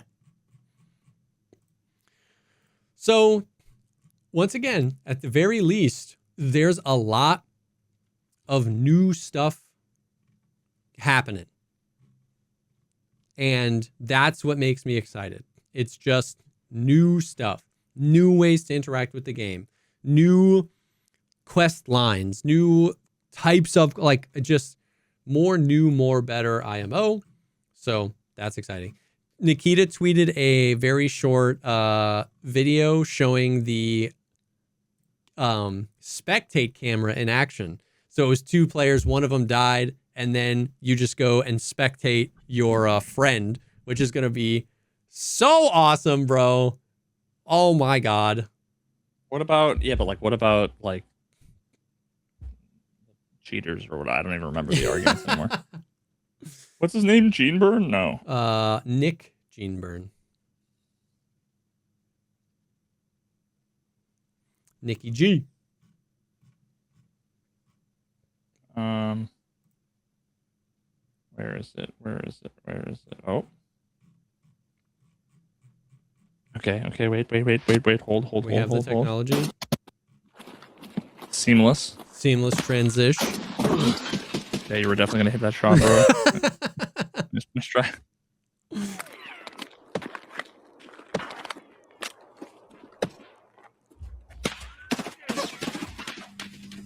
Oh.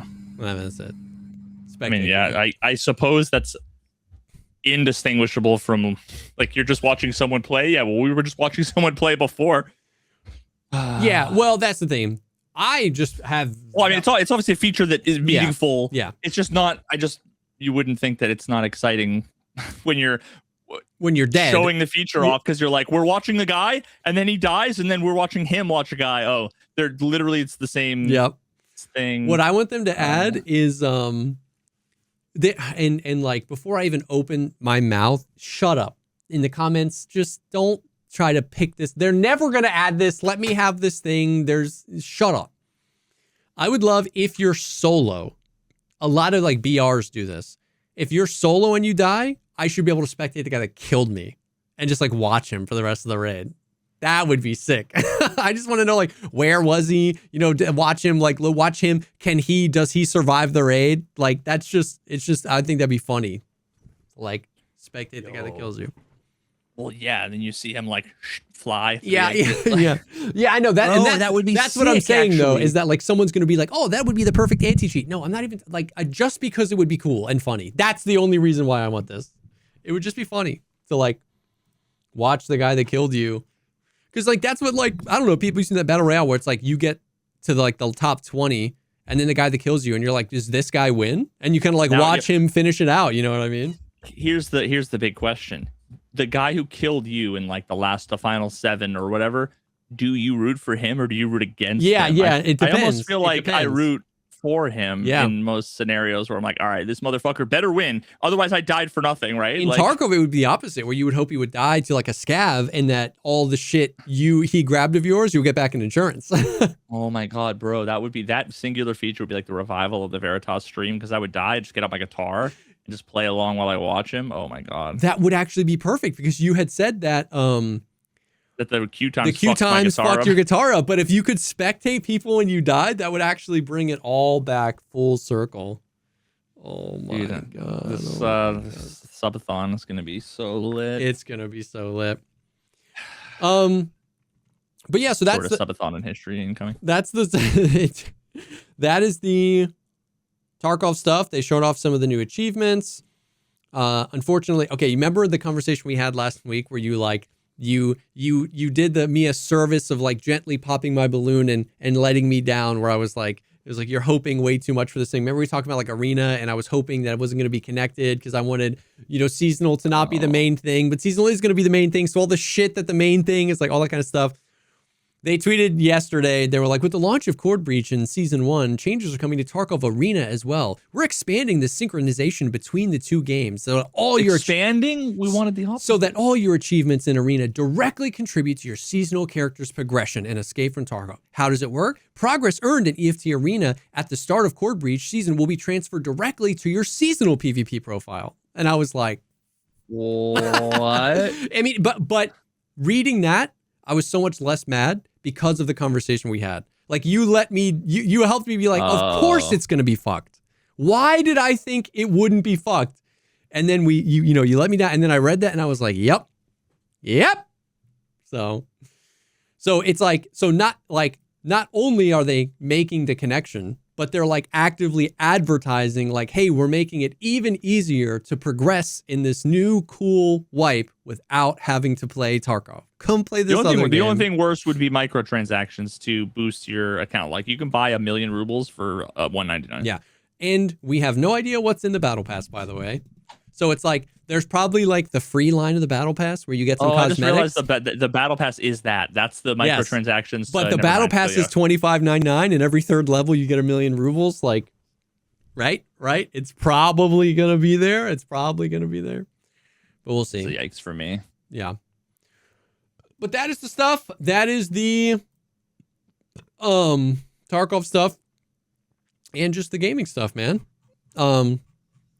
Thank you guys for hanging. Thank you for being here as always. Sorry for, once again, you can go to patreon.com/thepodcastpod, get early ad-free access to these episodes and get additional episodes every week over there. We didn't do one this week. Scheduling got a little wonka-doodle, but we have been really consistent with it. And some of those conversations have been my favorite conversations we have because Veritas is the only human being I talk to in real life that isn't going, Dad.